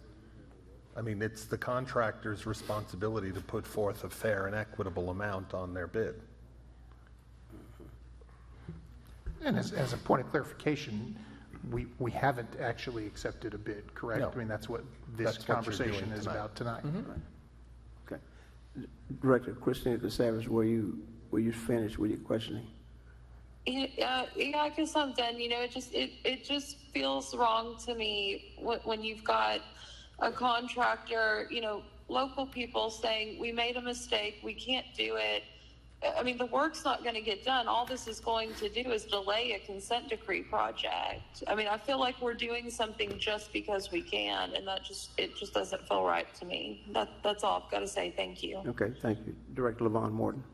Well, I will say I agree to some degree with Director Christina Savage. You know, the worst outcome of this would be we accept the bid, they go forward and they attempt to do the work, they get halfway through it, and they can't do it, and they stop. And we're left with holes in the ground, pipes dug up, pipe laying on the ground, and then you have to get another contractor to come in and finish it, which is going to make it probably more expensive than these bids that are there now. To me, the focus should be on getting the work done. I am not happy that they submitted a bid that has, you know, we all were questioning this in the beginning, and the surety apparently questioned it to the point where they're not willing to back the performance bond. In other words, they don't think this company can complete this work for this price.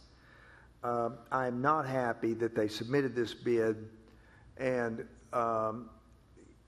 we're put in a position where we walk away from something we require on every bid, and that is a bid bond. At the same time, $250,000 is a lot of money for a small company, and you know, it would not be. I mean, it's a hard decision, but you know, I'm really unhappy that they submitted this in the form that it was in. But at the same time, I'm not sure the penalty that they should get for this is $250,000. So, Director Rigo. Thank you, Mayor. And just for clarity's sake, so the recommendation of council is to accept the bid, initiating 10 business days, I presume, for Royal Ridge to try and secure a performance bond to execute the contract. I would say, and correct me if I'm wrong, the council for Royal Ridge, they're expressing a dubiousness about their ability to do that. My question is, if we accept your recommendation, Mr. Rowe, and 10 days elapse and nothing is secured by Royal Ridge, that they're, you know, in the space of a performance bond, then this issue would return to us for a decision to proceed on litigating? Well, the answer, I think, is yes, it can certainly return to this board and undoubtedly should.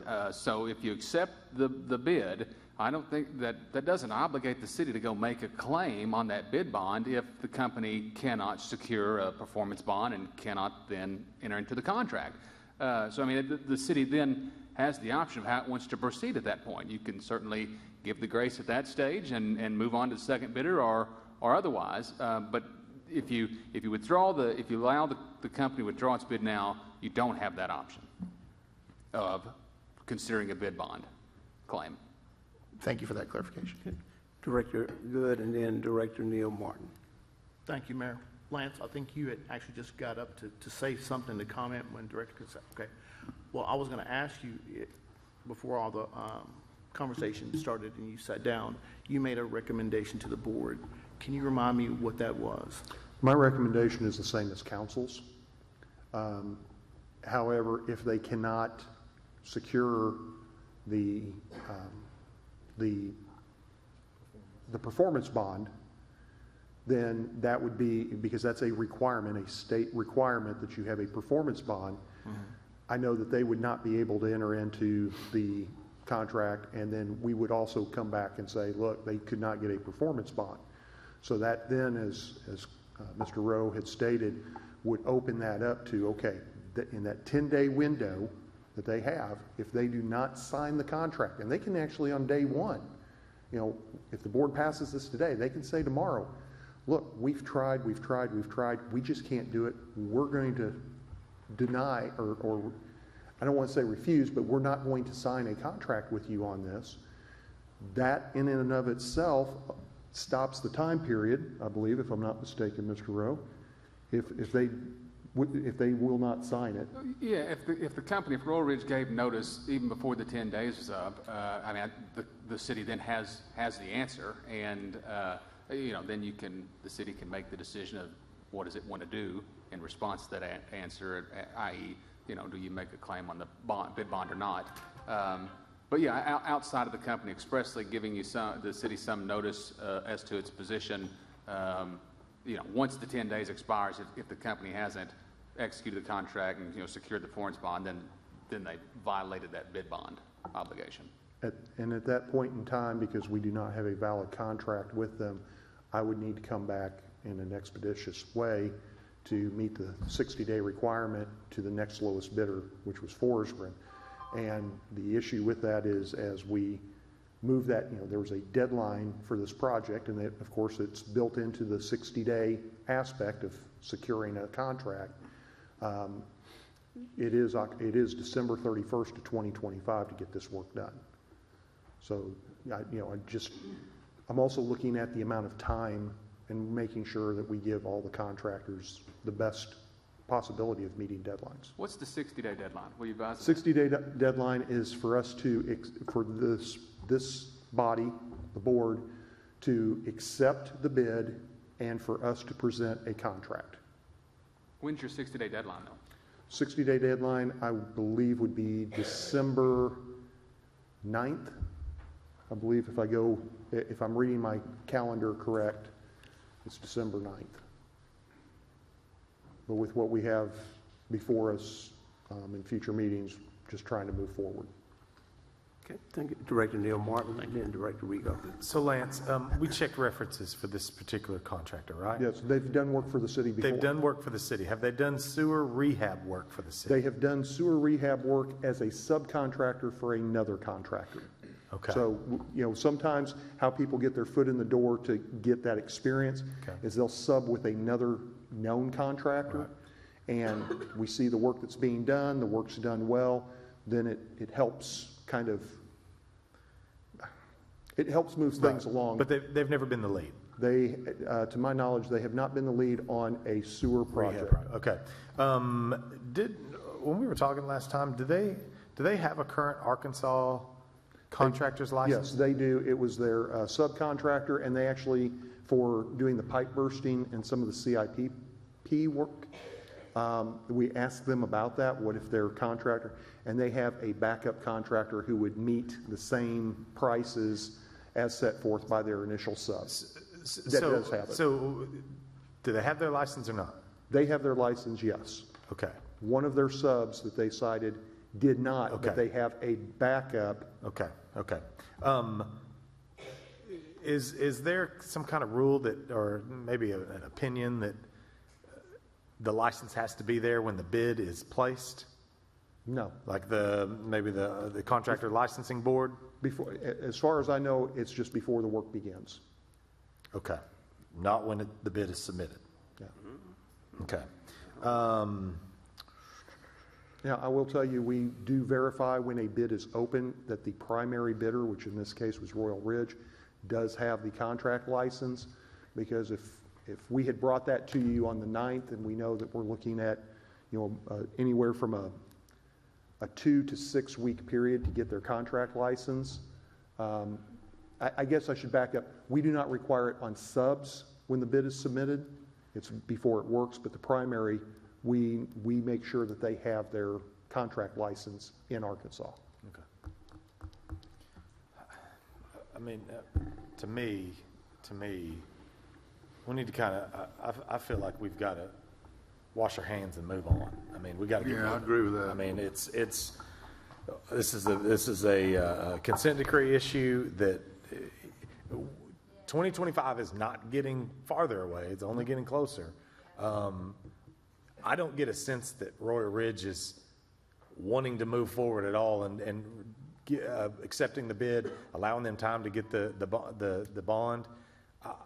I don't think that's going to happen. I feel like they don't want to move forward.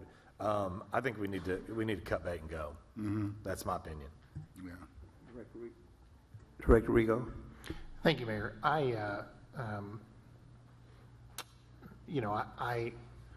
don't have an issue from my perspective with following the advice of council as far as the next 10 days, but I don't believe that I would be in favor of, if they do not secure the bonding required in the 10-day period, I don't believe I would be in favor of litigating on this topic. Okay, thank you. Any other, Director Levon Morton? Well, in that point, we would need to direct the city not to pursue the bid bond if, in the event they back out. We would have to direct the city. The board of directors would have to direct the city to make sure it doesn't get done. Well, and Mr. Rowe clarified that we would come would to. file a claim, and we'd have to direct the city not to file the claim if we accept this. And I have no problem with that approach. I mean, all we're looking at is $250,000, right? I know. And I agree. Hear me when I say I understand that's a lot of money. I get it, but we're looking at $250,000 as potential benefit back to the city, and still not a anywhere from a $4.5 to $8 million project not being done. I mean, one of the things we heard from a lot of people is get moving. These are the kind of things that happen when we try to get moving, and I don't see this getting resolved through let's accept their bid and let's give them 10 days. I mean, I think we got to move. I have a question. Director George Casavage. Lance, Director Martin, I agree with you.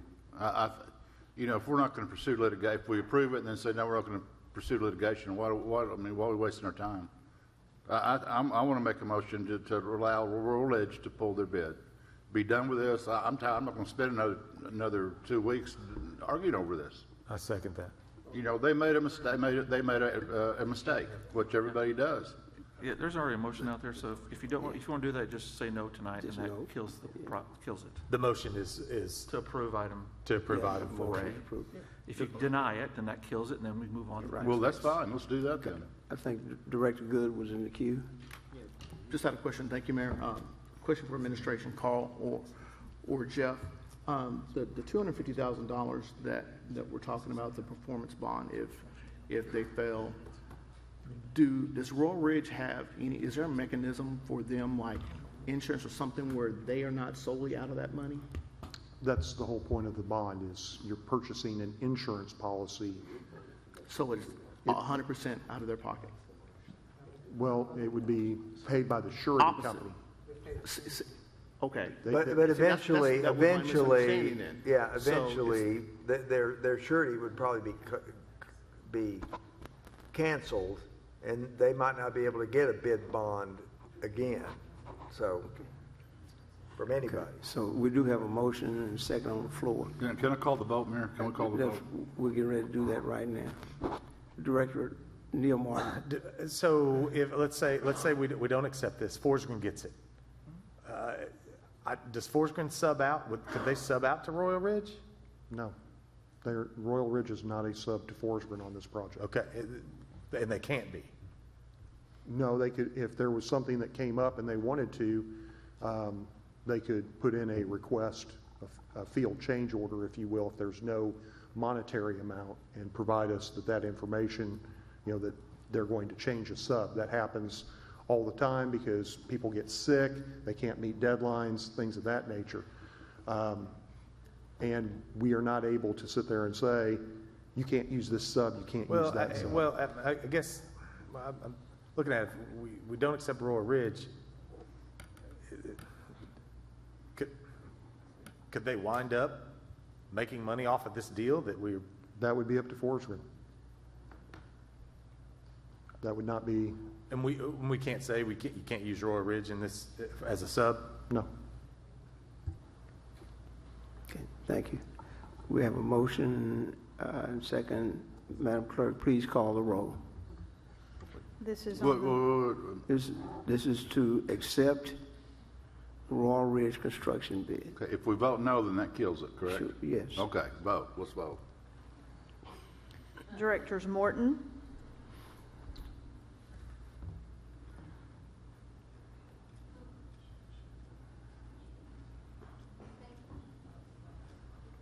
I really don't like this situation. I mean, this calls into question the management of the whole firm, Royal Ridge. At the same time, and it's very disturbing that they could end up being a subcontractor of Forest Green. That really gives me pause, because I think Forest Green is stretched to the brink right now. But at the same time, there's right and wrong in the world, and we can either put some real pain on a local company, or we can not do that, and I think the right thing to do is not do that, so I vote no. Good call. George Katsavas, Please. Director Katsavas. Yes, sir. George Katsavas, No. Christina Katsavas, No. Settle, Yes. Martin, No. Rego, No. Good. Yes. The motion is defeated with 2 in favor and 5 opposed. Thank you. This time we will go to the consent agenda. Mr. Gifkin, you recognize. Thank you, Mayor. There are 7 items on this evening's consent agenda. The first item, item A, is a resolution authorizing the mayor to execute the First Amendment to the management agreement with OVG Facilities regarding off-site catering services. Item 5B is a resolution authorizing change order number 1 to the agreement with Van Horn Construction for providing construction management services for the May Branch Outfall Culvert Remediation Project. Item C is a resolution accepting the bid for the purchase of city-owned real property known as 724 Garrison Avenue. Item D is a resolution accepting the bid and authorizing the purchase and installation of an inclusive playground and site improvements at Tillis Park. Item E is a resolution accepting change order number 1 with Steve Beam Construction, Inc. for construction of the May Branch Greenway Phase 1A. Item F is a resolution accepting the reconciliation change order number 1 with Crawford Construction Company for construction of the Creekmore Park patio and sidewalk and drainage improvements. And item G is a resolution accepting completion and authorizing final payment to Crawford Construction for construction of Creekmore Park sidewalks and drainage improvements. Are there any items that the board would like to have discussed? A. Any others? C and D. C and D. Any others? Mr. Gifkin, you recognize. Thank you. Jeff, are you, item A for the resolution with OVG, Jeff Dingman will answer any questions. Okay, Well, you want to go first? I'm gonna wait on some of the discussion because I might pull this for a separate vote. Okay, I did pull this one, so. You did pull it? Yeah, Okay. I pulled this one also. Okay, I didn't know you. Do you want this pulled, or do you just have a question? Well, I have a question. I have a question first, yeah. So, okay. We'll go with the question, yeah. Okay, so my question is, on this whole issue of outside catering, now, when I read these amendments, it says off-site catering events, it's got a definition here somewhere, and I read that to be if a situation where a company comes into town and they've got a convention at the convention center, but part of their week is having a meal somewhere else, say the Marshall Museum or someplace else, and OVG would cater that meal at the Marshall's Museum. Is that what we're talking about? We're not going out, we're not talking about, because I'm concerned about this, going out and competing with just opening up a catering business by the city that competes against other businesses. I'm not in favor of that, because we have all kinds of advantages because we don't pay taxes. And a normal business has to pay tax on everything they do, plus sales tax and all kinds And of other. they have the dollars of the city behind them. Yeah, that's right. You know, we have unlimited support. So, and we're providing all the equipment. So Right. my question is it limited to those kinds of events where someone has signed up for a convention and they're just having a meal off-site and they're doing that, or is OVG going to go out and compete with existing catering companies? As I understand, the example you just mentioned was the type of thing that brought this forward from OVG to us, was for them to be able to accommodate clients' needs when they may have something in town, but may have something off-site for a particular evening or event associated with their event that's at the convention center. Okay, and what this memo, what the resolution says, OVG be permitted to offer off-site catering services in connection with its provision of services under the management agreement, which I read that as services to a convention center convention that's in town. And I'm fine with that, okay? Director Neil Martin. What in terms of the management agreement, what's the management agreement? Is that the management agreement they have with the convention center, or is that a management agreement that they have with that particular convention? They're talking about the management agreement, which is between the city and OVG, the one that we adopted in 2020. Okay, so that says it allows them to provide off-site catering in connection with just that the general management agreement that they have with us. That tells me they have the ability to go out and solicit and to offer off-site, not in conjunction with a convention that's at their place. This is an amendment to our original management agreement. That's what this is. This is an amendment to that. Right. So, and it contains a language that both you and Director Morton referred to as to offer off-site catering in conjunction with events that they're sponsoring at the center. Only. Right, Nothing else. right. According to the summary. According to the summary, it says it finds it desirable to offer off-site catering services to its clients. So that means somebody's using the convention center and then somewhere else. I make a motion to pull this for a separate vote. Okay. Well, okay, well, so I'm not sure, based on what we've said, are you just uncertain about Yeah, what this really means? Yeah. I mean, I think that's a fair question. I mean, it needs to be very clear that the city's not going to go out and compete with these catering businesses, because the truth is, when we brought OVG in, we got a lot of commentary when we built the kitchen. We got a lot of commentary from catering companies that were catering inside the convention center. That is no longer allowed. You are no longer allowed to bring any kind of food products into the convention center, which I think that's fine, but again, I want it clear, we're not competing with outside businesses. The language needs to be very explicit. right.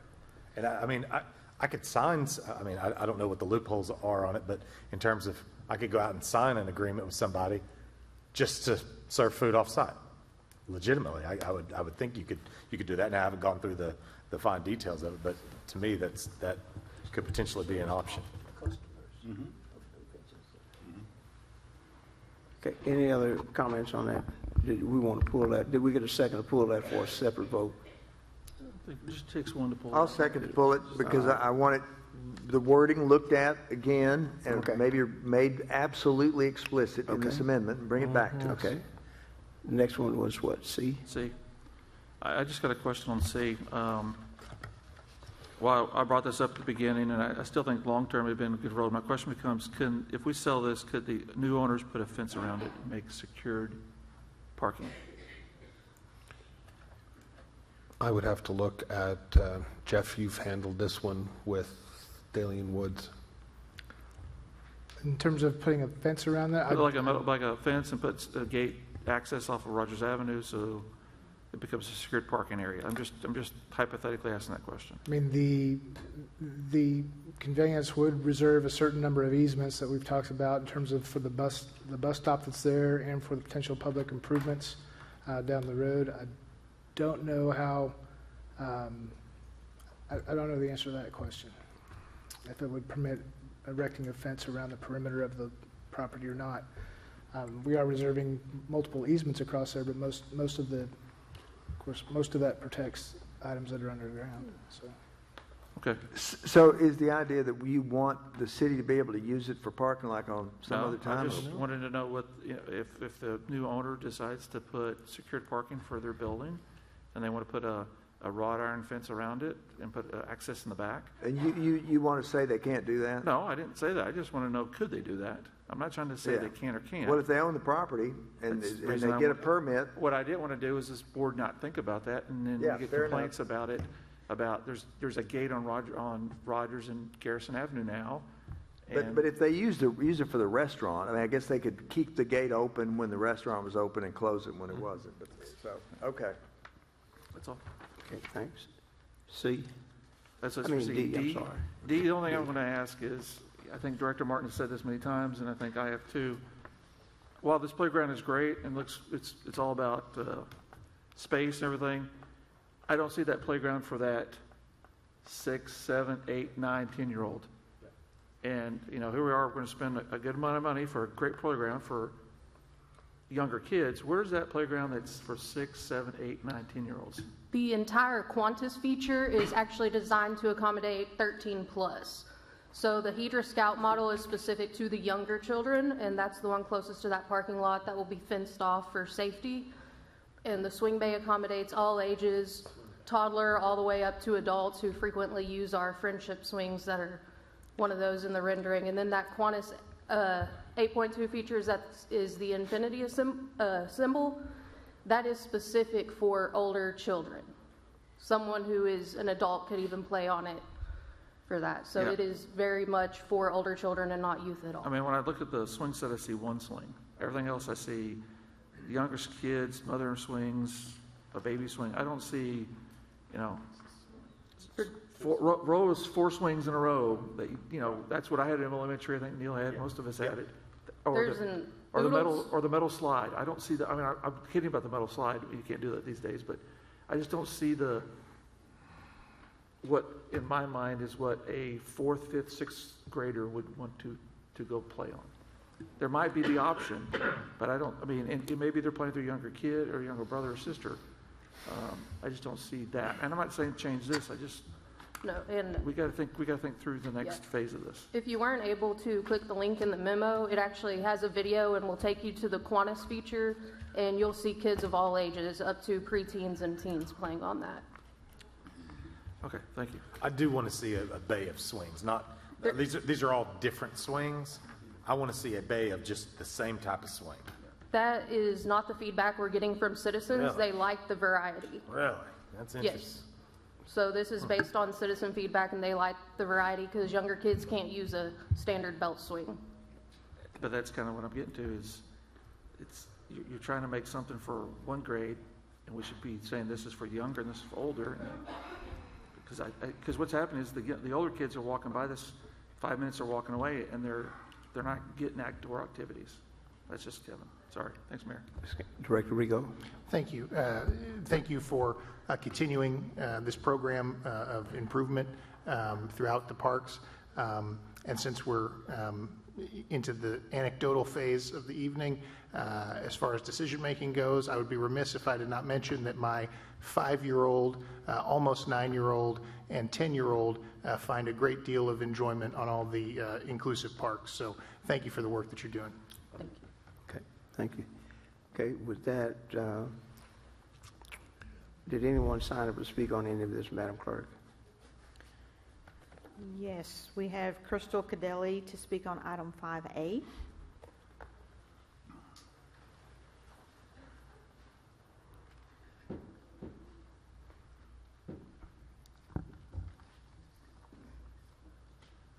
So I know, as I understand, you guys tabled this? No, I think we've got to, Been pulled off for a separate we've got to adjust. We're going to table it. Well, Okay. back up. I'll I can't say that. We Okay. may table. Okay, Highly so likely. I will just say, when she was here speaking, it was my understanding that they were going to do catering outside of just their conventions.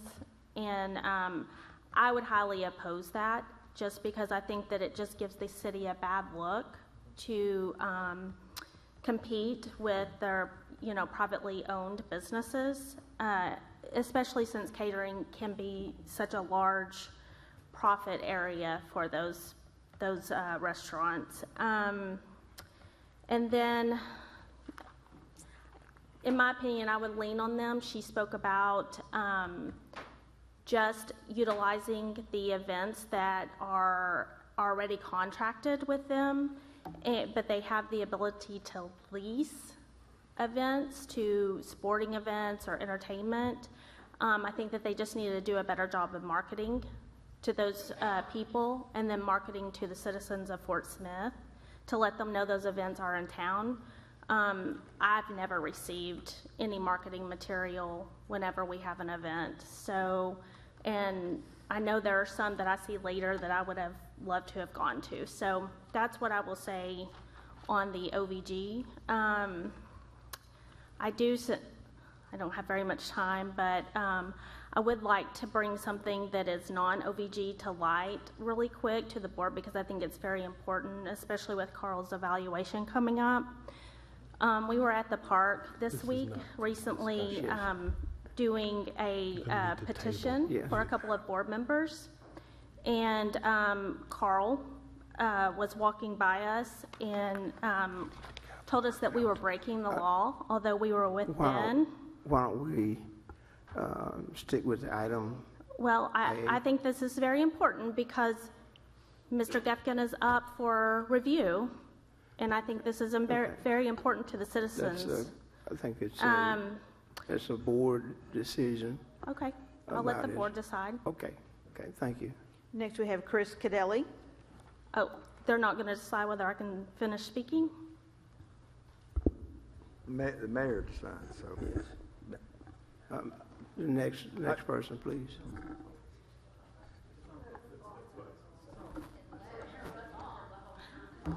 Yeah, you spoke most of the time, but that's okay. I can just put it out to the citizens on social media instead of letting the board know what is happening with our city administrator and how he intimidates the citizens when they are trying to do their constitutional rights.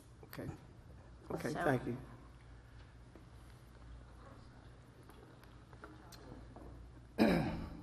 I too would like to oppose this amendment that would allow OVG off-site catering services. I did grow up in a family-owned restaurant,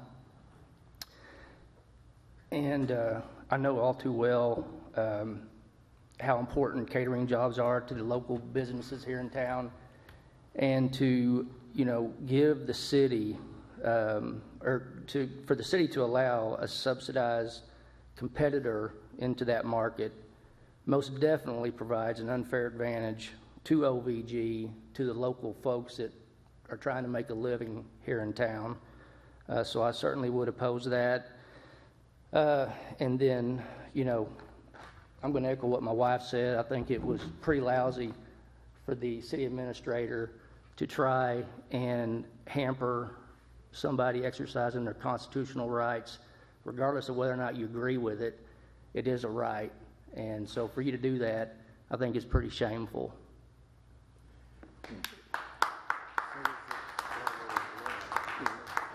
Next, we have Dan Williams.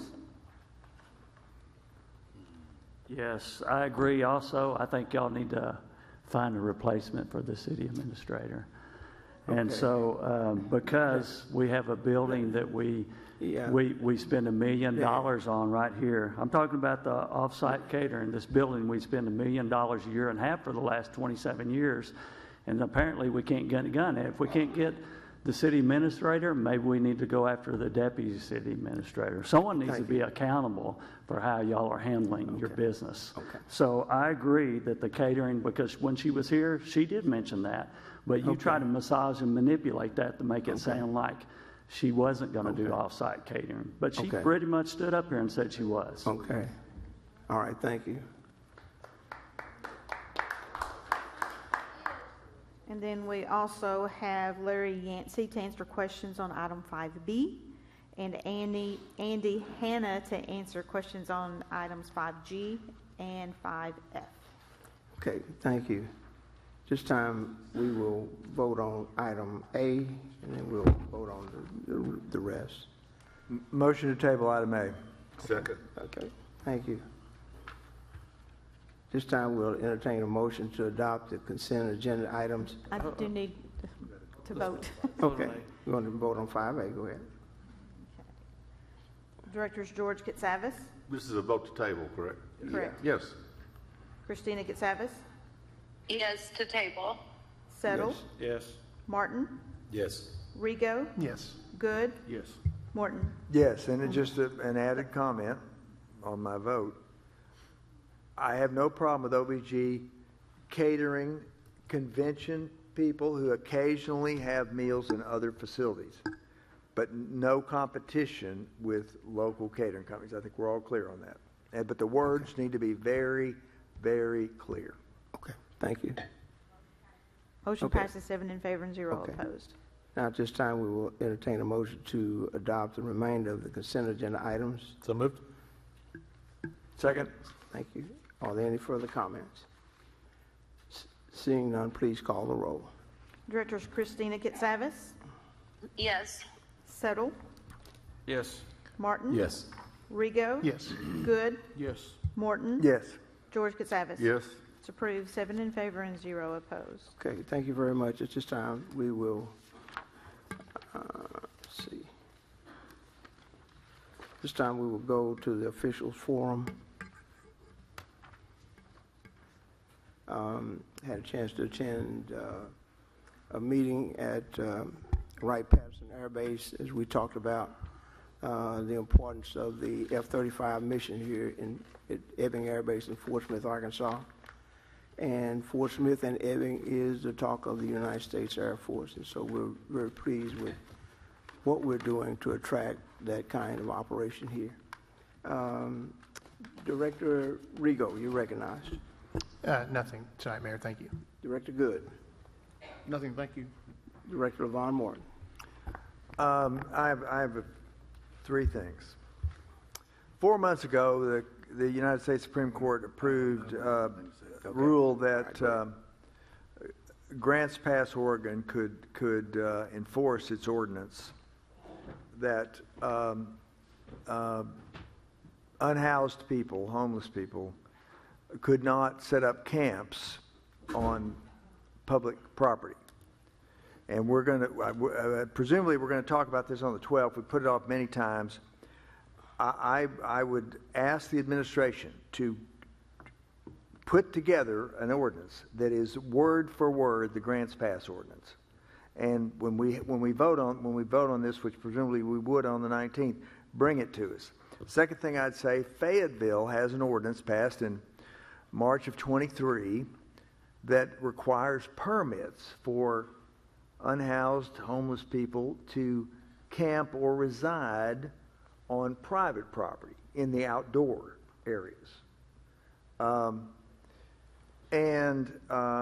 It requires a fee to get the permit. I think it has to be renewed periodically, and I believe it requires that the property owner clean up the property once the homeless people leave, and to maintain it in a reasonable condition during the time that they're there. And I would like for us to consider an ordinance like that. And I'd like for the administration to bring us something that summarizes the Fayetteville ordinance so we could look at it on the 12th or as soon as possible, because, you don't have to be on the search for homeless people basically residing in certain, or overnighting in certain places that are city property and also on adjacent private property. And we need to, that does not need to happen.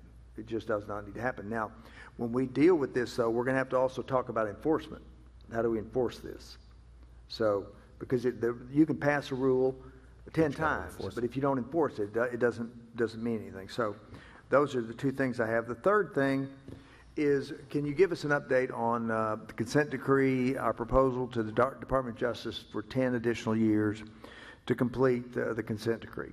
Absolutely. Administrator Gefkin. Yes, so absolutely. After submitting our red line version for the consent decree, we did hear back, and the Department of Justice wants to see more information regarding the 3/8% redirection of the 1% streets, bridges, and associated drainage.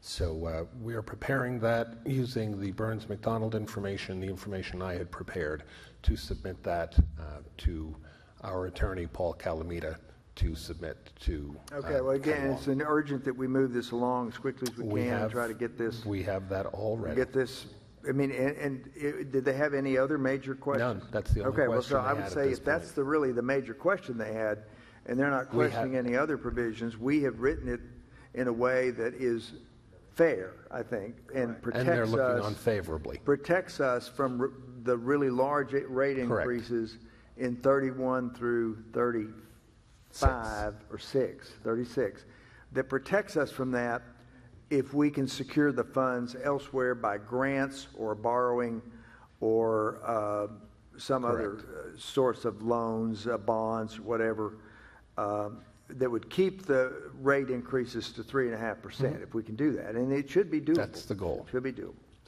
And So it's a very, it's an agreement that I wouldn't say is particularly favorable to either party, but it's fair to Fort Smith, and that's what matters to me.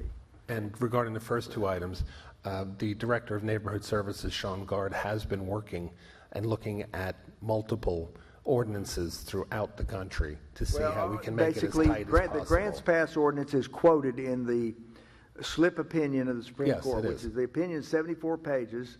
I didn't read all 74 pages. I read about the first 30 or 40. But everything you need to know is in the first 2 or 3 pages, word for word. Yes, and that is what he's working with. Okay, good. That's all I have. Director Christina Casares.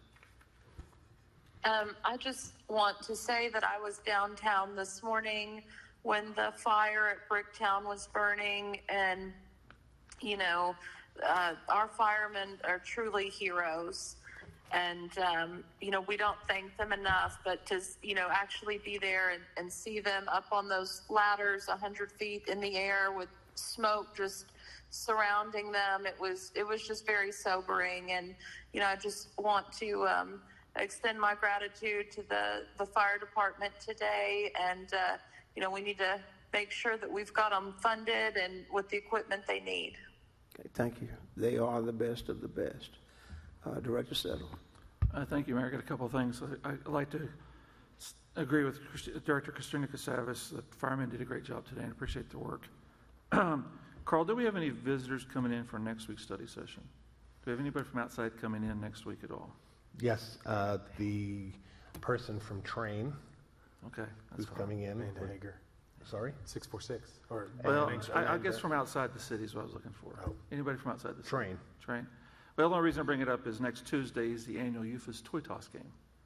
And I thought it'd be great for this board to go to the Toy Toss game and participate. The what game? The Toy Toss game. Toy Where after the first goal is scored by the University of Arkansas Fort Smith, toys are thrown onto the court, they're gathered up and donated to the local charities inside the city of Fort Smith. It's an annual tradition that got pushed back for a couple of years, and the new coach is bringing it back. So that is next Tuesday. I was hoping this board could participate, but if we have somebody coming from the outside, we'll just leave it where it is. I'm ashamed that we can't participate, because I think it would be a great opportunity for us to get out to the public and visit with them at the same time. So I understand that. We'll leave it where it is. I just was trying to move it to participate in that, because that's a fun event and there's a lot of people there to go to it. The other thing is this morning at 2:30 a.m. we do have a new president. It's going to be sworn in on January the 20th. And part of his new administration is Robert Kennedy Jr. And one of the first things out of his mouth was brought to my head was that fluoride was going to be something he's going to take out of the water supplies. So my question to the administration is how much do we spend annually in fluoride, and how much backlog do we have, so if that rule does take effect sometime in January, we won't be stuck with a 6-month supply. So I'd like to know how much is on hand and how much do we spend yearly on fluoride, because I believe that will be probably pulled within the first 3 months of the new administration. We'll be able to get that to you. Okay, thank you very much. And I believe it's a state law, right? But the federal law would override the state law at that level. Okay. Director Neil Martin. So I'm very interested in the grants past discussion. I think the board's been fairly patient around homelessness issues, and I think it's time we get a little more aggressive. So I'm looking forward to having that discussion next week. The second thing I wanted to talk about was, last time we had a executive session, I was asking Denali Water Solutions to come and speak to the board. They're under legal, or they're in a court case, so they denied coming. They said they couldn't come. Since then, I've had some additional discussions with some people who've done a little bit of research, and maybe I don't know the answer to this, but maybe this is not all Denali. Maybe it could be how some of this waste byproducts are applied, not by Denali, but someone else. Is there any way that we can get somebody that could give us definitive what's the cause of the odor? Is it Denali and the work that they do, or is it how this is applied and who applies it?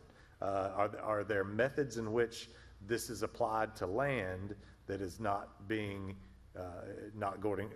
being applied according to code or law? I don't want to necessarily say it's all Denali, because I think that's what I was thinking, when it may not necessarily be. So how do we get to the answer? We may be able to approach the University of Arkansas's Ag department. They may be able to provide some input and maybe possibly do some research to help solve the problem. I'm cool with that. I just want resolution. Sure. And I think we asked, in years past, we've asked about it. We've learned that something's happening and it'll be over in a couple weeks, but I want to prevent it from happening in the future. So we need to at least figure out something rather than just, we wait 11 more months. Okay, very good. Mr. Gifkin? No, sir. Thank you. Okay, there's nothing else. At this time, we're going to go into executive session, and specifically for the purpose of a performance evaluation of the administrator and appointments to National League of Cities. Okay, yeah, and also an appointment to the National League of Cities, a voting delegate to that committee.